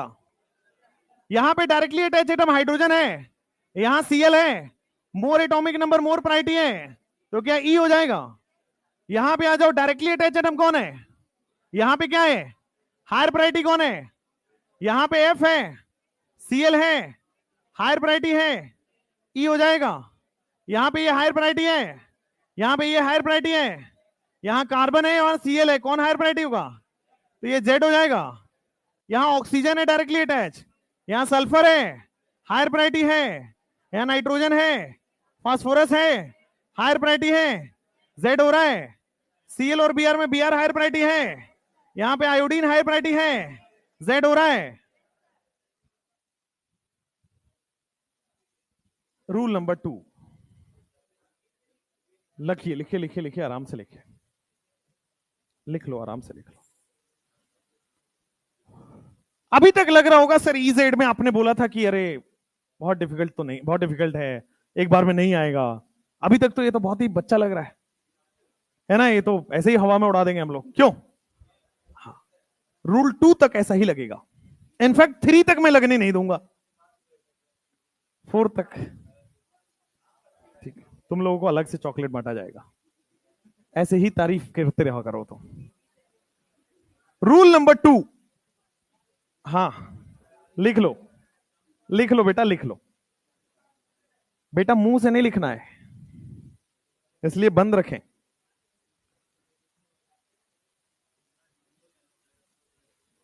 हाँ भाई साहब, अरे सुकून मिलता है यार। सुबह 7 बजे से गाड़ी चालू हो जाती है, रुकते नहीं है। अभी तो अब आज है सुबह 7 बजे से शाम के 4:15 में फ्री होऊंगा मैं। आपकी क्लास नहीं, सॉरी, पहले नीचे वाली क्लास, फिर आपकी क्लास, फिर नीचे वाली क्लास, फिर नीचे वाली क्लास, मतलब B1 B2 B3, इतने बैचेस। नहीं नहीं, मैं 3 बैच से ज्यादा नहीं लेता। मैं ऊपर के 3 बैच लेता हूँ, ऑनलाइन में भी 3 बैच ही लेता हूँ, तो 6 बैच, इससे ज्यादा इंसान की कैपेसिटी नहीं है भाई। इसके बाद आपका कैलेंडर ब्लॉक हो जाता है, तो फिर कैलेंडर खाली नहीं है ऑप्शन, तो नहीं होगा। मंथन 1 में हूं, मंथन 2 में हूं। मंथन 1 2 में तो दिक्कत ये है कि ऑर्गेनिक भी पढ़ाना है, इनऑर्गेनिक पढ़ाना है। ऑनलाइन वाले अलग ही। यहां पे तो क्या है कि भाई दिवाली के 15 दिन तक मैं निपट जाऊंगा आपसे। वहां पे क्या होता है, पूरा मार्च तक लगे रहो उनके साथ। ऑर्गेनिक खत्म हुआ, अच्छा अभी तो कुछ खत्म ही नहीं हुआ, फिर से इनऑर्गेनिक स्टार्ट करो, दिक्कत ही। खैर, रूल नंबर 1 हो गया, हो गया। चलो नेक्स्ट। दिवाली तक 15 डेज, लाइक दिवाली तक आपका फिनिशिंग पे रहेगा। अमाइन चल रहा होगा या बायोमोलिक्यूल चल रहा होगा। आप देखो ना, अगले 3 लेक्चर में, आज मिल जाएगा, कल मिल जाएगा। कल जीआई आपका फिनिश है। कल लास्ट टॉपिक है जीआई का, counting of total geometrical isomerism. फिर ओआई आएगा। ओआई स्टार्ट होगा, उसमें पोलारीमीटर एक्सपेरिमेंट है। फिर आपके पास इनएंशियोमर डाइस्टोमर रिलेशन वाले हैं, आरएस कॉन्फ़िगरेशन रिलेशन है। फिर सबका मिक्स क्वेश्चन है। 3 ओआई में 3 लेक्चर, जीआई में 3 लेक्चर, ओआई में 3 लेक्चर, स्ट्रक्चरल के 3 लेक्चर, कन्फर्मर के 3 लेक्चर, ऐसे ही मिलते हैं 12 लेक्चर। और हमने उसको खींच के 15 कर लिया है, अब टेंशन मत लो। उसके बाद फिर जीओसी में भी आपको ऐसे 12 लेक्चर है ना, 15 कर लेंगे उसको अपन। फिर उसके बाद स्टार्ट होगा हाइड्रोकार्बन, उसमें भी 12 मिला हुआ है, खींच के अपन 15 कर लेंगे। फिर आपको पता नहीं लगेगा, फिर जो ऑर्गेनिक स्पीड पकड़ती है ना, उसके बाद फिर 5 लेक्चर, एक वीक में एक चैप्टर खत्म। Halo alkane haloarene 1 week, alcohol phenol ether 1 week, aldehyde ketone carboxylic 1 week. छोटे छोटे चैप्टर्स हैं वो। लेकिन हाइड्रोकार्बन तक बायोमोलिक्यूल सबसे लास्ट में होता है। अमाइन और बायोमोलिक्यूल सबसे, बायोमोलिक्यूल लगेगा 4 लेक्चर, 4 लेक्चर आपका लगेगा। पहले आप बॉटनी में पढ़ लो बायोमोलिक्यूल, उसके बाद में पढ़ाऊंगा।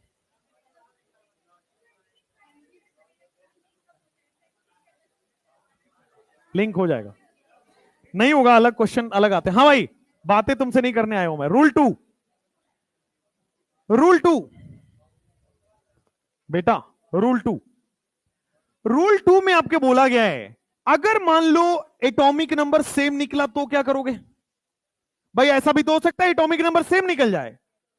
अगर एटॉमिक नंबर सेम है तो एटॉमिक मास देख लीजिए, ठीक है ना। Priority is directly proportional to atomic mass of isotope. अगर एटॉमिक नंबर सेम है और मास नंबर डिफरेंट है, इसका मतलब आइसोटोप है। तो प्रायोरिटी रूल नंबर 2 कहता है पहले तो एटॉमिक नंबर देखना है। अगर एटॉमिक नंबर सेम आ रहा है तो उसका मास नंबर क्वेश्चन में ही दिया होता है, आपको सोचना नहीं होता है। मास नंबर क्वेश्चन में दिया होगा तो priority is directly proportional to atomic mass of isotope. Hydrogen के बेटा आपके पास 3 आइसोटोप होते हैं, 1H1, 1H2 जिसको हम क्या बोलते हैं ड्यूटेरियम, और 1H3 जिसको हम क्या बोलते हैं tritium. Hydrogen, deuterium, tritium. Atomic number तो देखो 111 है। प्रायोरिटी किसको मिलेगी, जिसका मास नंबर ज्यादा है उसको प्रायोरिटी मिल जाएगी, ठीक है। मान लो कहीं लिखा हो C12 एंड C14, किसको प्रायोरिटी मिलेगी, मास नंबर जिसका ज्यादा है उसको प्रायोरिटी मिल जाएगी। अगर आपके सामने लिखा हो O16 और O18 और क्वेश्चन में बेटा मास नंबर लिख के दिया होगा, आपको सोचने की जरूरत नहीं है। मान लो आपके सामने लिखा हो chlorine 35.5 and chlorine 37, more mass number more priority, ठीक है। नाइट्रोजन, नाइट्रोजन कितना होता है, नाइट्रोजन 14 और नाइट्रोजन 15 कहीं लिखा हो, ठीक है। आइसोटोप अगर आपको क्वेश्चन में दिया है, मोर मास नंबर मोर प्रायोरिटी। जैसे मान लो क्वेश्चन कैसे आएगा, बोर्ड पे देखना, सी डबल बॉन्ड सी, इधर दे देगा हाइड्रोजन, इधर दे देगा ड्यूटेरियम, यहां दे देगा OH और यहां पे दे देगा O18H। ओ नहीं दिया इसका मतलब वो O16 है, और जो मेंशन कर दिया मतलब O18 है, ठीक है। अब देखो हाइड्रोजन और ड्यूटेरियम में किसको प्रायोरिटी दोगे, ड्यूटेरियम को प्रायोरिटी मिल गई। ऑक्सीजन ऑक्सीजन सेम है, डायरेक्टली अटैच एटम सेम है, किसको प्रायोरिटी दोगे, O18 को। क्या ये जेट सिस्टम हो गया, नोट डाउन कर लो।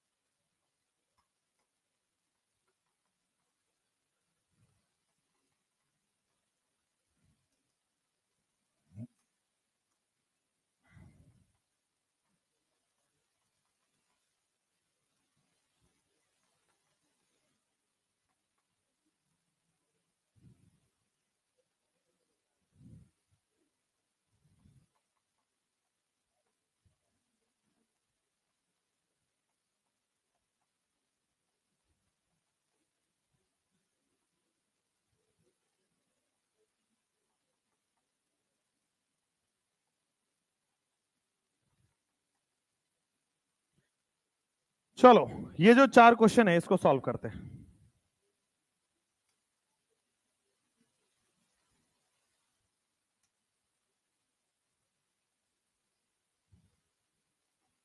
जल्दी से नोट डाउन कर लो।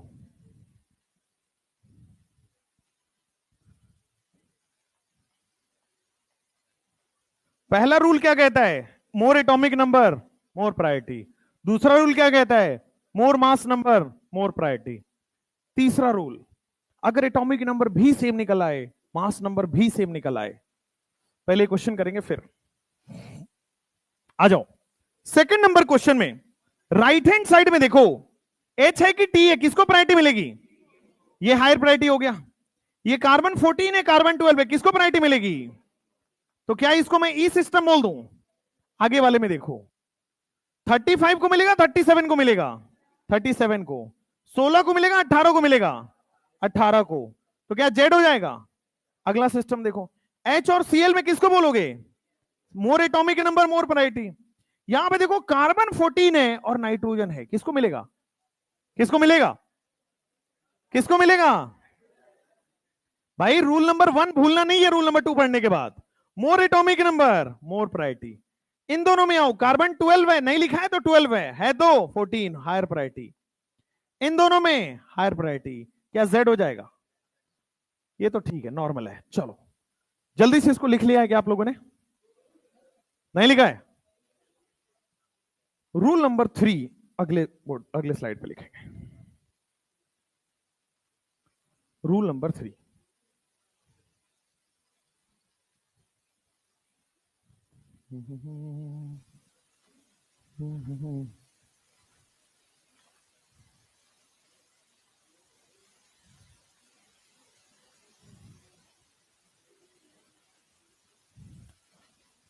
लिखें रूल 3। कितना समय लगाते हो भाई, जल्दी जल्दी लिखा करो।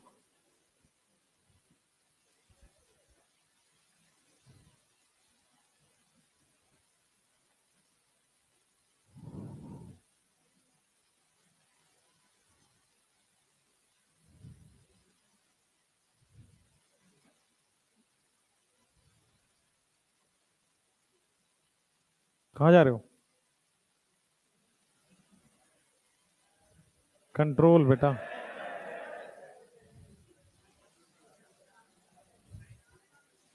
स्वैग में, स्वैग में, स्वैग जानते हो? हाँ हाँ। थर्ड, थर्ड में क्या प्रॉब्लम है? O16 और O18 है। कार्बन, कार्बन 14 और नाइट्रोजन में भाई डायरेक्टली अटैच एटम कार्बन है और डायरेक्टली अटैच एटम नाइट्रोजन है, दोनों डिफरेंट हो गया ना, तो एटॉमिक नंबर देखना है। अगर सेम होगा तो मास नंबर देखोगे, डिफरेंट है तो एटॉमिक नंबर। चलो रूल नंबर 3, रूल नंबर 3 ध्यान से देखना। अगर मान लो एटॉमिक नंबर भी सेम निकल जाए और मास नंबर भी सेम निकल जाए, if directly attach atom is entirely same, atomic number भी सेम, मास नंबर भी सेम, तो फिर उस एटम का बॉन्ड देखना है। अगर एटम इंटायरली सेम निकल जाए तो उस एटम का बॉन्ड देखना है और बॉन्ड को decreasing order of atomic number में सजाना है। फिर से देखो, अगर directly attach atom entirely same निकल जाए, एटॉमिक नंबर भी सेम निकल जाए, मास नंबर भी सेम निकल जाए, तो क्या करना है? उस एटम का बॉन्ड देखना है और बॉन्ड को decreasing order of atomic number में सजाना है। पहले एक क्वेश्चन करेंगे फिर उसको लिखेंगे। जैसे मान लो आपके पास एक क्वेश्चन है, C डबल बॉन्ड C है, यहां पे आपके पास CH3 लिखा हुआ है और यहां पे CH2 CH3 लिखा हुआ है। क्या हो गया बेटा? शांत। नेक्स्ट यहां पे आ जाओ, CH2 है, इधर भी आओगे CH2 है और यहां पे CH3 है। लेफ्ट हैंड साइड में देखो, CH है, CH3 है और CH3 है। Focus on the board only, board छोड़ के कहीं भी इधर उधर शक्ल हटाएगी गया। ध्यान से देखो, मुझे E और Z पता करना है, तो डबल बॉन्ड से डायरेक्टली अटैच एटम कार्बन निकला और डबल बॉन्ड से डायरेक्टली अटैच एटम कार्बन निकला। एटॉमिक नंबर भी सेम है, नहीं लिखा है मतलब मास नंबर भी सेम है।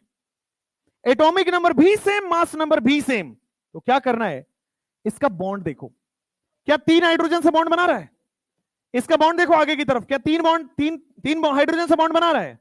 तो तीनों हाइड्रोजन को decreasing order of atomic number में रखते हैं। हाइड्रोजन सेम है तो सेम ही आ जाएगा। यहां देखो, ये कितने से बॉन्ड बना रहा है? 2 हाइड्रोजन एक कार्बन से बॉन्ड बन रहा है, तो डिक्रीजिंग ऑर्डर में रखोगे तो CH आएगा। बोलो समझ में आया नहीं आया? देखो फिर से एक बार वापस बता रहा हूं मैं, अगर मान लो सबसे पहले आपको नंबर ऑफ, सबसे पहले डायरेक्टली अटैच एटम देखा, क्या directly attach atom same same आ गया, कार्बन और carbon?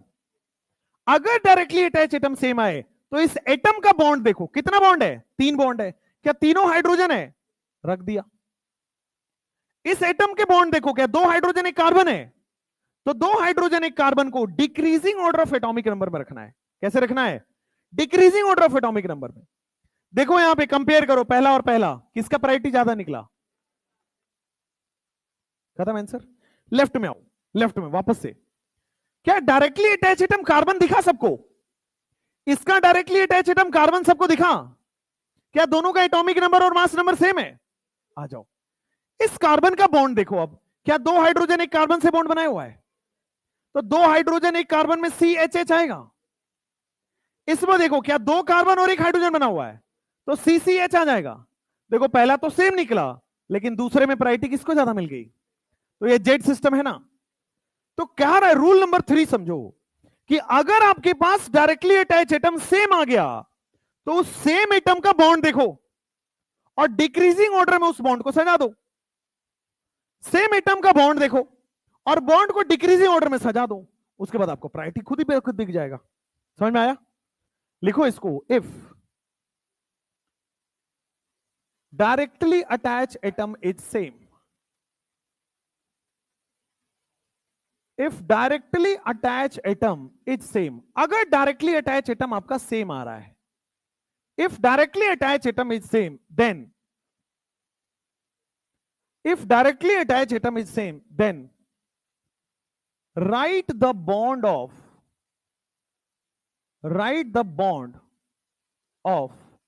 that atom in decreasing order. उस एटम का बॉन्ड आपको डिक्रीजिंग ऑर्डर में रखना है। Write the bond of that atom in decreasing order,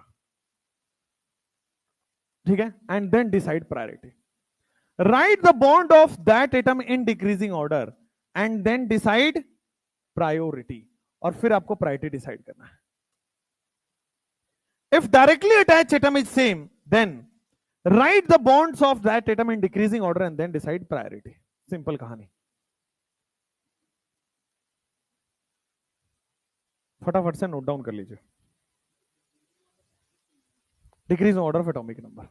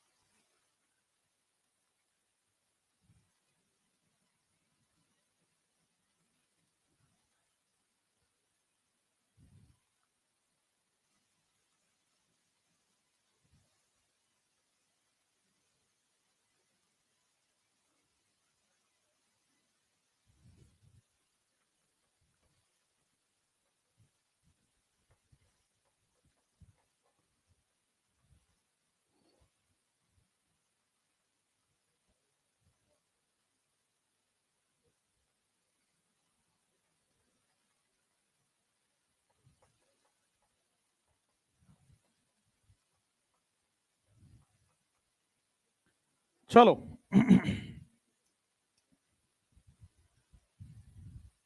लिख लिया यहां तक।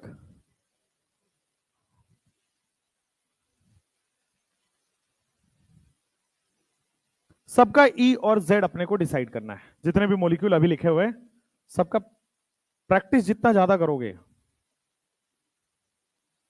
रूल 3 तक तो मैं आपको बचा ले जाऊंगा।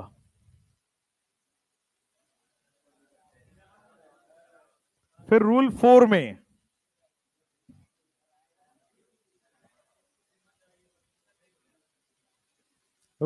एक शॉर्ट ट्रिक आएगा, फिर आप बच जाओगे,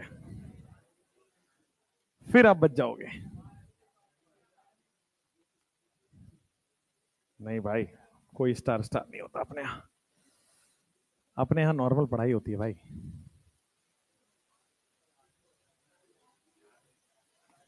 जादू तो क्वेश्चन में होता है भाई। हाँ,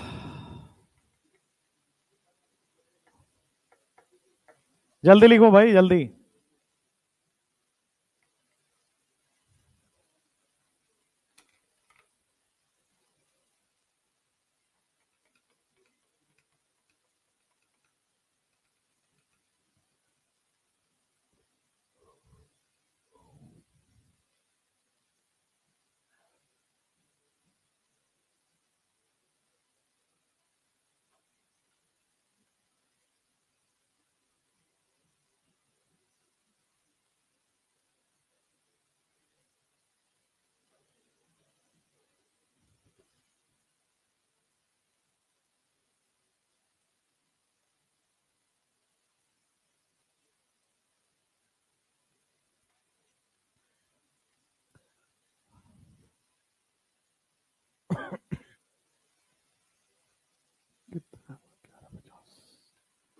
जल्दी करो, रूल 4 भी कराना है।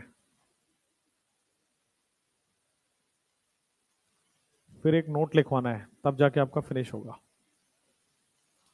हो गया? फिर कल बचेगा तो केवल काउंटिंग ऑफ जीआई करके हल्का सा ऑप्टिकल आइसोमरिज्म पोलरिमीटर एक्सपेरिमेंट करा देंगे कल में। चलो यहां पे आ जाओ नेक्स्ट क्वेश्चन में। देखो सब लोग बोर्ड पे देखो, क्या डायरेक्टली अटैच एटम मैंने जब कंपेयर किया तो सेम आया? हाँ या ना? सब लोग एक साथ देख लो बोर्ड पे और समझा दो, मुझे समझा दो आप। क्या डायरेक्टली अटैच एटम सेम है या नहीं? सेम है। तो सेम जब बॉन्ड एटम आ जाता है तो क्या मैं इसके बॉन्ड देखूं? ऊपर वाले के कौन से बॉन्ड है? क्या 3 एच एच एच लिख दूं कोई दिक्कत? नीचे वाले में देखो, क्या आई एच एच लिख दूं? Decreasing order of atomic number में लिखना है। किसको प्रायोरिटी ज्यादा मिलेगी? आयोडीन को प्रायोरिटी मिल गई, हाई प्रायोरिटी हो गया। अब इधर आओ, लेफ्ट में जब कार्बन देखा और नीचे जब कार्बन देखा, सेम सेम आ रहा है क्या? देखो इससे क्या जुड़ा है, एक कार्बन 2 हाइड्रोजन जुड़ा है CHH, इससे भी एक कार्बन 2 हाइड्रोजन जुड़ा है CHH। भाई ये तो सेम निकला। अगर सेम आया तो आगे बढ़ो, आगे बढ़ो, आगे बढ़ोगे इस कार्बन को देखो और फिर इस कार्बन को देखो। ऊपर वाले कार्बन में क्या फिर से CHH ही आ रहा है? लेफ्ट में C और 2 H से जुड़ा हुआ है। इस वाले में OHH है क्या? किसको प्रायोरिटी ज्यादा मिल गई? तो क्या ये हायर प्रायोरिटी हो गया? ये भी हायर प्रायोरिटी हो गया। क्या ये जूसामेन है? नेक्स्ट। तुम्हें यार, नेक्स्ट क्वेश्चन वापस से बोर्ड पे एक बार देखो, बना लेना, वापस से बोर्ड पे देखो। क्या ये सेम एटम है? C14 C14, atomic number same, mass number same. अब इसका बॉन्ड देखो, क्या 2 हाइड्रोजन एक कार्बन है? क्या 2 हाइड्रोजन एक ऑक्सीजन है? तो क्या CHH आएगा, यहां OHH आएगा? क्या ये हायर प्रायोरिटी हो जाएगा? नेक्स्ट। बेटा यहां पे देखो O18 है, यहां पे O18 है, सेम सेम है क्या? इसका बॉन्ड क्या हाइड्रोजन है, इसका बॉन्ड क्या कार्बन है? किसको प्रायोरिटी मिल जाएगा? तो हायर प्रायोरिटी हो जाएगा। क्या ये Z हो पाएगा? अगला क्वेश्चन करो, अगला क्वेश्चन करके बताओ क्या आ रहा है? Z आ रहा है? चेक कर लेते, मुझे नहीं आइडिया है। देखो डायरेक्टली अटैच एटम बोर्ड पे देखो, क्या कार्बन है सेम सेम निकला? ऊपर वाले में 2 कार्बन एक हाइड्रोजन से बॉन्ड बना रहा है, CCH आ गया, नीचे वाले में 3 कार्बन से बॉन्ड बना रहा है, CCC हो गया। क्या हायर प्रायोरिटी नीचे आएगा? लेफ्ट में देखो, क्या डायरेक्टली अटैच एटम सेम है? इस डायरेक्टली अटैच एटम का बॉन्ड देखो, एक ऑक्सीजन एक ऑक्सीजन एक हाइड्रोजन, OOH है। इसका क्या OOO है?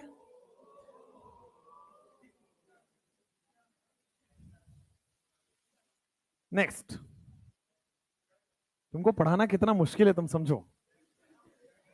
यहां देखो, क्या ये CH2 और ये CH2 अब इतने समझदार हो गए हो कि अब देखते ही आगे बढ़ सकते हो?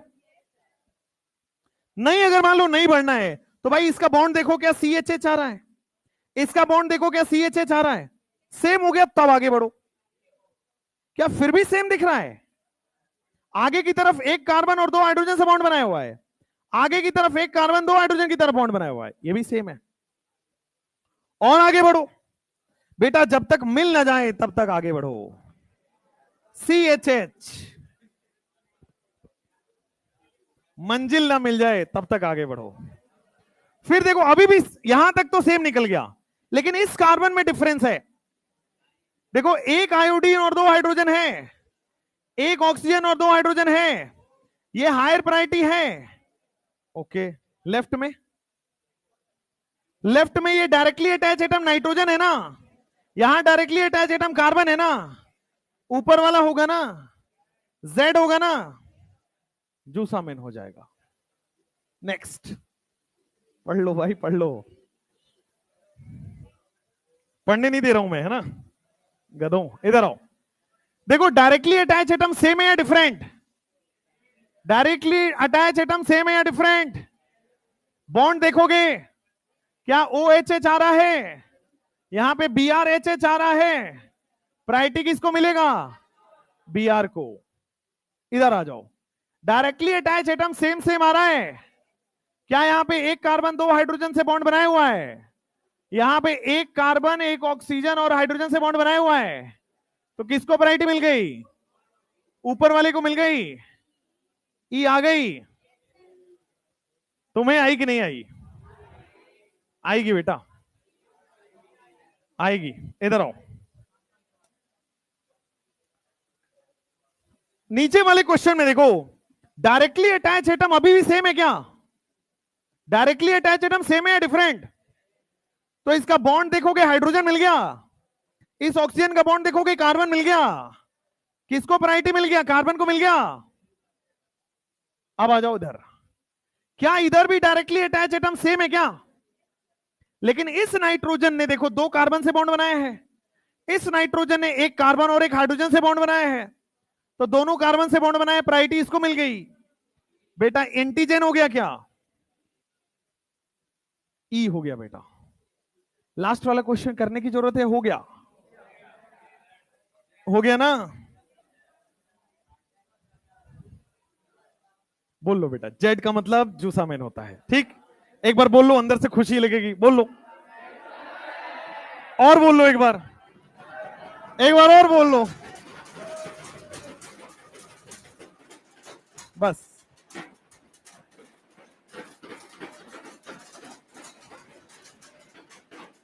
बस हो गया, अब पढ़ लिया भाई, पढ़ लिया, हो गया। तुम्हारी जो शौक है बारातों में बैंड बाजा बजाने की, पूरी हो गई। पढ़ लो,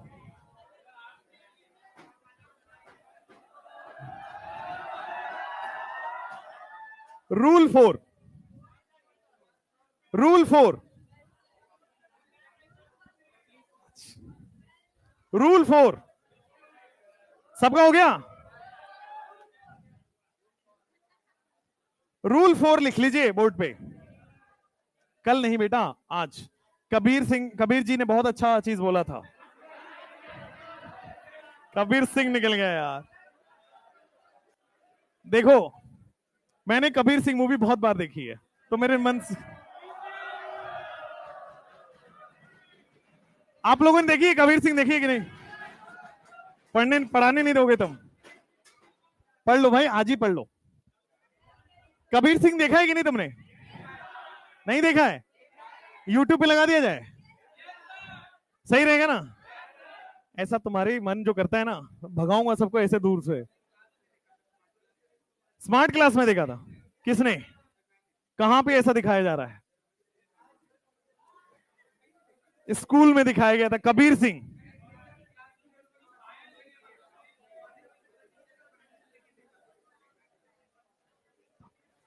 वहां पे खाली लड़कों की क्लास थी ना।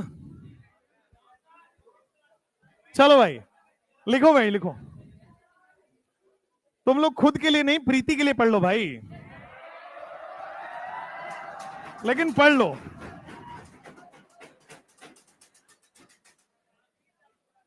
रूल 4, रूल 4 लिखो।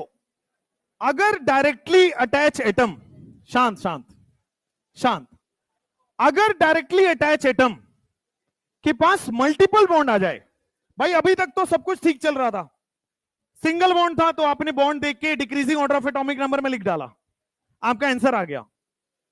आपको अगर सिंगल एटम है तो कोई दिक्कत ही नहीं, एटॉमिक नंबर मास नंबर से आंसर आ जाएगा। मान लो यहां डबल बॉन्ड तो हो ही, जो डायरेक्टली अटैच एटम देखना है वहां भी डबल और ट्रिपल बॉन्ड हो। अगर डबल और ट्रिपल आपके साइड में भी दिख जाए तो उसको सिंगल कन्वर्ट कर लेना है। जब भी आपके पास डबल और ट्रिपल हो उसको कन्वर्ट कर दीजिए सिंगल में। If there are multiple bond attach, बेटा लिख लो, if there are multiple bonds attached with RR, अगर बेटा रेस्ट्रिक्टेड रोटेशन से मल्टीपल बॉन्ड आपका अटैच है, if there are multiple bonds attached with restricted rotation, then convert into single bond. तो जब भी डबल ट्रिपल आपको दिखे तो कन्वर्ट कर लेना है अपने जैसे सिंगल बॉन्ड में, लेकिन with the help of dummy atom, with the help of dummy atom. अब ये डमी एटम क्या है, कैसे है, समझते हैं। With the help of dummy atom, question, मान लो आपके पास C डबल बॉन्ड C ऐसा लिखा है, H लिखा हो, Cl लिखा हो, यहां तो कोई दिक्कत ही नहीं है। इधर आपके पास बेटे CH डबल बॉन्ड CH2 लिखा है, और इधर आपके पास बच्चों CH3 लिखा है। ध्यान से देखना है, बड़े गौर से, बोर्ड पे, बोर्ड पे देखो। अब आपको पूछा जा रहा है E है कि Z है, बता रहे हैं बेटा। इधर देखो H और Cl में तो हाई प्रायोरिटी है, कोई दिक्कत वाली बात है ही नहीं। इधर आओ, देखो डायरेक्टली अटैच एटम सेम निकला, लेकिन डबल बॉन्ड आ गया। अब डबल बॉन्ड जब आता है तो बेटा ध्यान से देखिए, डबल बॉन्ड का मतलब होता है दो कार्बन से जुड़ा है। ट्रिक है, एक ट्रिक है, ध्यान से सुनिए। अगर ये कार्बन डबल बॉन्ड से जुड़ा है, इसका मतलब दो कार्बन से जुड़ा है। तो ये कार्बन कितने से जुड़ा है? 3 हाइड्रोजन से जुड़ा है क्या? और ये कार्बन, एक तो हाइड्रोजन इसका दिख गया, और डबल बॉन्ड बना रहा है, यानी कि 2 कार्बन से जुड़ा है। तो क्या ये ट्रिक से कर पाओगे? फिर से देखो, बोर्ड पे देखो, देखो क्या directly attach atom right hand side में सेम है या डिफरेंट? सेम हो गया। अगर डायरेक्टली अटैच एटम सेम होता है तो मैं क्या देखता हूं? आप बॉन्ड देखते हैं, तो इसका सिंगल बॉन्ड था, मैंने बताया हुआ है, डिक्रीजिंग ऑर्डर में रख दो, रख दिया। अगर डबल बॉन्ड आ जाए तो क्या करना है? तो देखो डबल बॉन्ड आ जाए तो एक हाइड्रोजन तो मुझे दिख गया कार्बन का, उससे जुड़ा हुआ है। डबल बॉन्ड कार्बन का मतलब होता है 2 कार्बन से जुड़ा हुआ है। आ गया। हायर प्रायोरिटी किसको दोगे? हायर प्रायोरिटी ऊपर वाले को दोगे, नीचे वाले को? ऊपर वाले को। यहां पे हायर प्रायोरिटी का है नीचे, क्या ये ई हो जाएगा? तो अगर डबल बॉन्ड है तो ट्रिक से देखो, डबल बॉन्ड का मतलब 2 कार्बन से जुड़ा है। अगर यहीं पे मैं सेम क्वेश्चन में बच्चों, मैं यहां पे ध्यान देना, ट्रिपल बॉन्ड लगा देता हूं, और यहां पे बच्चों मैं डबल बॉन्ड लगा रहा हूं। यहां पे मैंने H और Cl रखा है, एक ही साइड करो। अभी जरा फोकस बोर्ड पे ही रखना, अभी फोकस बोर्ड पे रखना भाई। इन दोनों में ये हायर प्रायोरिटी हो गया। अब राइट हैंड साइड पे आओ, देखो दोनों अटैच एटम सेम है क्या? कार्बन कार्बन है, लेकिन ट्रिपल बॉन्ड का मतलब इससे क्या जुड़ा है, 3 कार्बन जुड़ा है क्या, और कोई हाइड्रोजन नहीं है। और डबल बॉन्ड का मतलब 2 कार्बन जुड़ा है क्या, और रिमेनिंग 1 हाइड्रोजन है। किसको प्रायोरिटी दोगे, ऊपर वाले को, सीसीसी को प्रायोरिटी मिल गया। क्या ये ई हो गया, हाँ या ना। जैसे मान लो आपके पास बोर्ड में लिखा हो सी डबल बॉन्ड सी, यहां पे तो एच और OH लगा दो, और यहां पे आपने दिया है सी ट्रिपल बॉन्ड सी, और यहां पे आपने दिया है सी NH2 OH NH2, what will be the answer. तो जब भी आपके पास HOH में कौन होगा भाई, OH is the higher priority. अब फोकस, जब भी ट्रिपल बॉन्ड दिया उसको सिंगल में कन्वर्ट करो, यानी कि ये कार्बन कितने कार्बन से जुड़ा हुआ है, 3 कार्बन से। कोई हाइड्रोजन से जुड़ा है क्या, नहीं। ये कार्बन किससे किससे जुड़ा हुआ है, नाइट्रोजन ऑक्सीजन नाइट्रोजन, तो क्या ONN आएगा, decreasing order of atomic number, किसका हायर प्रायोरिटी। तो E कैसे आ रहा है तुम्हारा, Z आएगा ना, हाँ या ना। जब भी आपके पास डबल बॉन्ड आ जाए, जैसे मान लो आपको कुछ इस तरह से दिया है CH डबल बॉन्ड CH2, इसको, इस कार्बन को तोड़ के क्या लिखोगे, और इस कार्बन को तोड़ के क्या लिखोगे। मान लो ये डबल बॉन्ड में ऐसा लगाया हुआ है, तो इस कार्बन को तोड़ के क्या लिखोगे, क्या ये डबल बॉन्ड 2 कार्बन से जुड़ा हुआ है, और क्या 1 हाइड्रोजन जुड़ा हुआ है, और इस कार्बन को क्या लिखोगे, क्या ये भी 2 कार्बन से जुड़ा है, और क्या फिर 2 हाइड्रोजन जुड़ा है, CCHH। समझ में आया। जैसे मान लो आपको सी ट्रिपल बॉन्ड सी कहीं पे लिखा हुआ है, तो इस कार्बन को तोड़ के डमी एटम बनाओ, तो क्या ये कार्बन CCC आ गया, और इसका डमी एटम बनाओ तो 3 कार्बन लेफ्ट में और 1 हाइड्रोजन राइट में। आपको डमी एटम बनाना है। जैसे मान लो ये सब लोग फोकस करना सी ट्रिपल बॉन्ड N पे, इसका डमी एटम क्या आएगा, क्या कितने बॉन्ड बनाए हैं, 3 नाइट्रोजन से बॉन्ड बन रहा है क्या, NNN। इसका डमी एटम बनाओ, तो लेफ्ट में CCC आ रहा है, खत्म आंसर। जैसे मान लो आपके पास CHC डबल बॉन्ड O और H लिखा हुआ है, इसका डमी एटम बनाओ, कार्बन का डमी एटम बनाओ। क्या डबल बॉन्ड है मतलब 2 ऑक्सीजन आ गया और रिमेनिंग H है। अगर ऑक्सीजन का डमी एटम बनाना पड़ जाए, ऑक्सीजन डबल बॉन्ड बना रहा है, तो CC ही आएगा ना, H थोड़ी आ रहा है, नहीं आ रहा है। जैसे मान लो आपको कार्बोक्सिलिक एसिड लिख के दे दे, जैसे कार्बोक्सिलिक एसिड लिख के दे दे, और पूछ रहे कार्बन का डमी एटम बनाओ, तो 2 O इधर 1 O इधर, तो O आ रहा है। ये वाले ऑक्सीजन का डमी एटम बनाओ, तो CC बन रहा है। ये वाले ऑक्सीजन का डमी एटम बनाओ, CH बन रहा है। तो आसान है या बहुत आसान है, ठीक है ना। ऐसे ही शॉर्ट ट्रिक बनाना है। कई लोग इसमें बताते हैं कि भाई इसका पहले स्ट्रक्चर बनाइए फिर चेक करिए, उधर नहीं जाना, सीधा डमी एटम लिखो, कंपेयर करो हाई प्रायोरिटी लो प्रायोरिटी। जब भी ट्रिपल बॉन्ड अटैच हो जाए ऐसा डमी एटम आ जाएगा, C double triple bond attach हो जाए ऐसा आ जाएगा। सीधा लगाना है इसमें, क्योंकि डॉक्टर बनना स्पीड का भी काम है। 1 घंटे का ऑपरेशन आधे घंटे में कर लोगे, ज्यादा पैसा कमाओगे ना। कैंची नहीं छोड़ना है उसके बीच में जल्दीबाजी में। हम नहीं आएंगे तुम्हारे पास, ये भी ध्यान रखना। मैं अपने स्टूडेंट्स के पास कभी इलाज कराने नहीं जाता, मुझे पूरा भरोसा है तुम्हारे पर।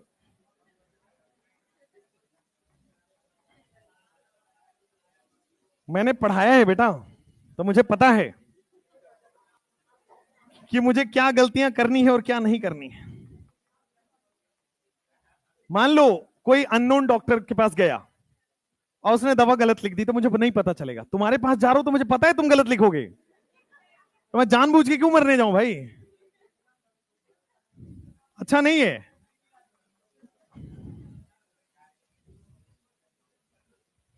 मर्सिडीज बंद हो जाएगा, क्यों भाई, चाबी लेके भाग जाओगे।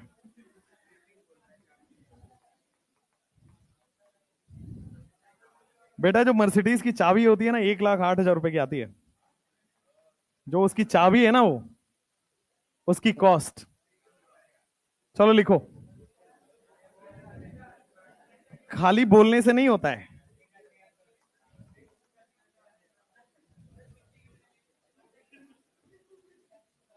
चलो देखो यहां पे 3 मैंने बना दिया है, इजेड सिस्टम आपको बताना है लास्ट के 3 क्वेश्चन में।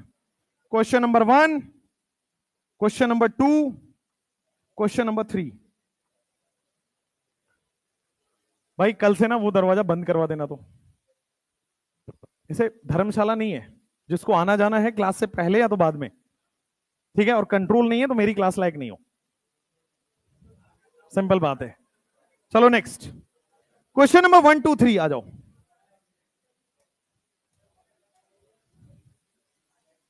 क्वेश्चन नंबर 1 2 3 जल्दी से करिए।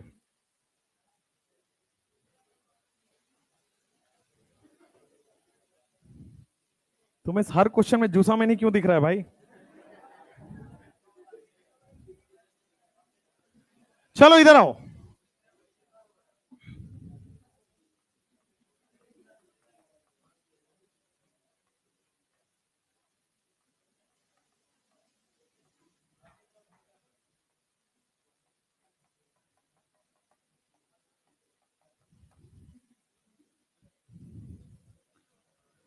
चलो भाई बोर्ड पे, सब लोग बोर्ड पे देखो। लेफ्ट साइड में हायर प्रायोरिटी नीचे है कि ऊपर? इधर देखो, अगर मैं इसका डमी एटम लिखता हूं तो क्या एन एन एन लिखूंगा? इसका डमी एटम क्या सी सी सी लिखूंगा? किसका प्रायोरिटी ज्यादा है? जेड है कि ई है? जूसामेन है। सेकेंड क्वेश्चन, लेफ्ट साइड में हायर प्रायोरिटी ऊपर है कि नीचे? इसको जब डमी एटम लिखोगे तो क्या सीसीएच आ रहा होगा? इसको देखोगे ओओएच आ रहा है, ओओएच आ रहा है, हायर प्रायोरिटी आ रहा है, जेड है। इधर आपके पास देखोगे तो क्या ये हायर प्रायोरिटी ये है। अब उसको देखो, डमी एटम लिखो। डमी एटम लिखोगे तो क्या डबल बॉन्ड का मतलब 2 कार्बन, हाइड्रोजन एक दिख रहा है। अब देखो ध्यान से, इस वाले को देखो, इस वाले को देखो, इससे क्या एक कार्बन और एक हाइड्रोजन, तो सीसीएच ही आ रहा है, ये तो सेम निकल गया। आगे बढ़ते हैं, इसमें देखो क्या सीसीएचएच दिख रहा है, इसने डबल बॉन्ड बनाया है तो सीसी बन गया, 2 हाइड्रोजन दिख रहा है तो एचएच बन गया। इस वाले में बढ़ो तो क्या आपके सामने सी एच एच एच दिख रहा है? किसको प्रायोरिटी मिल गई? ये हायर प्रायोरिटी हो गया, ई हो गया। सिंपल है कि बहुत सिंपल है? तो ई और जेड से जितना डरना आप चाह रहे थे, क्या उतनी डरना की जरूरत है? नहीं है ना? आसान है ना? ये डमी एटम वाला लिखना मत, बहुत लोग सिखाएंगे इसको कि लिखना होता है। नो, डमी एटम डायरेक्ट लिखो देख के। डबल बॉन्ड है 2 डमी एटम, ट्रिपल बॉन्ड है 3 डमी एटम, खत्म। समझ में आया? क्वेश्चन करना पड़ेगा और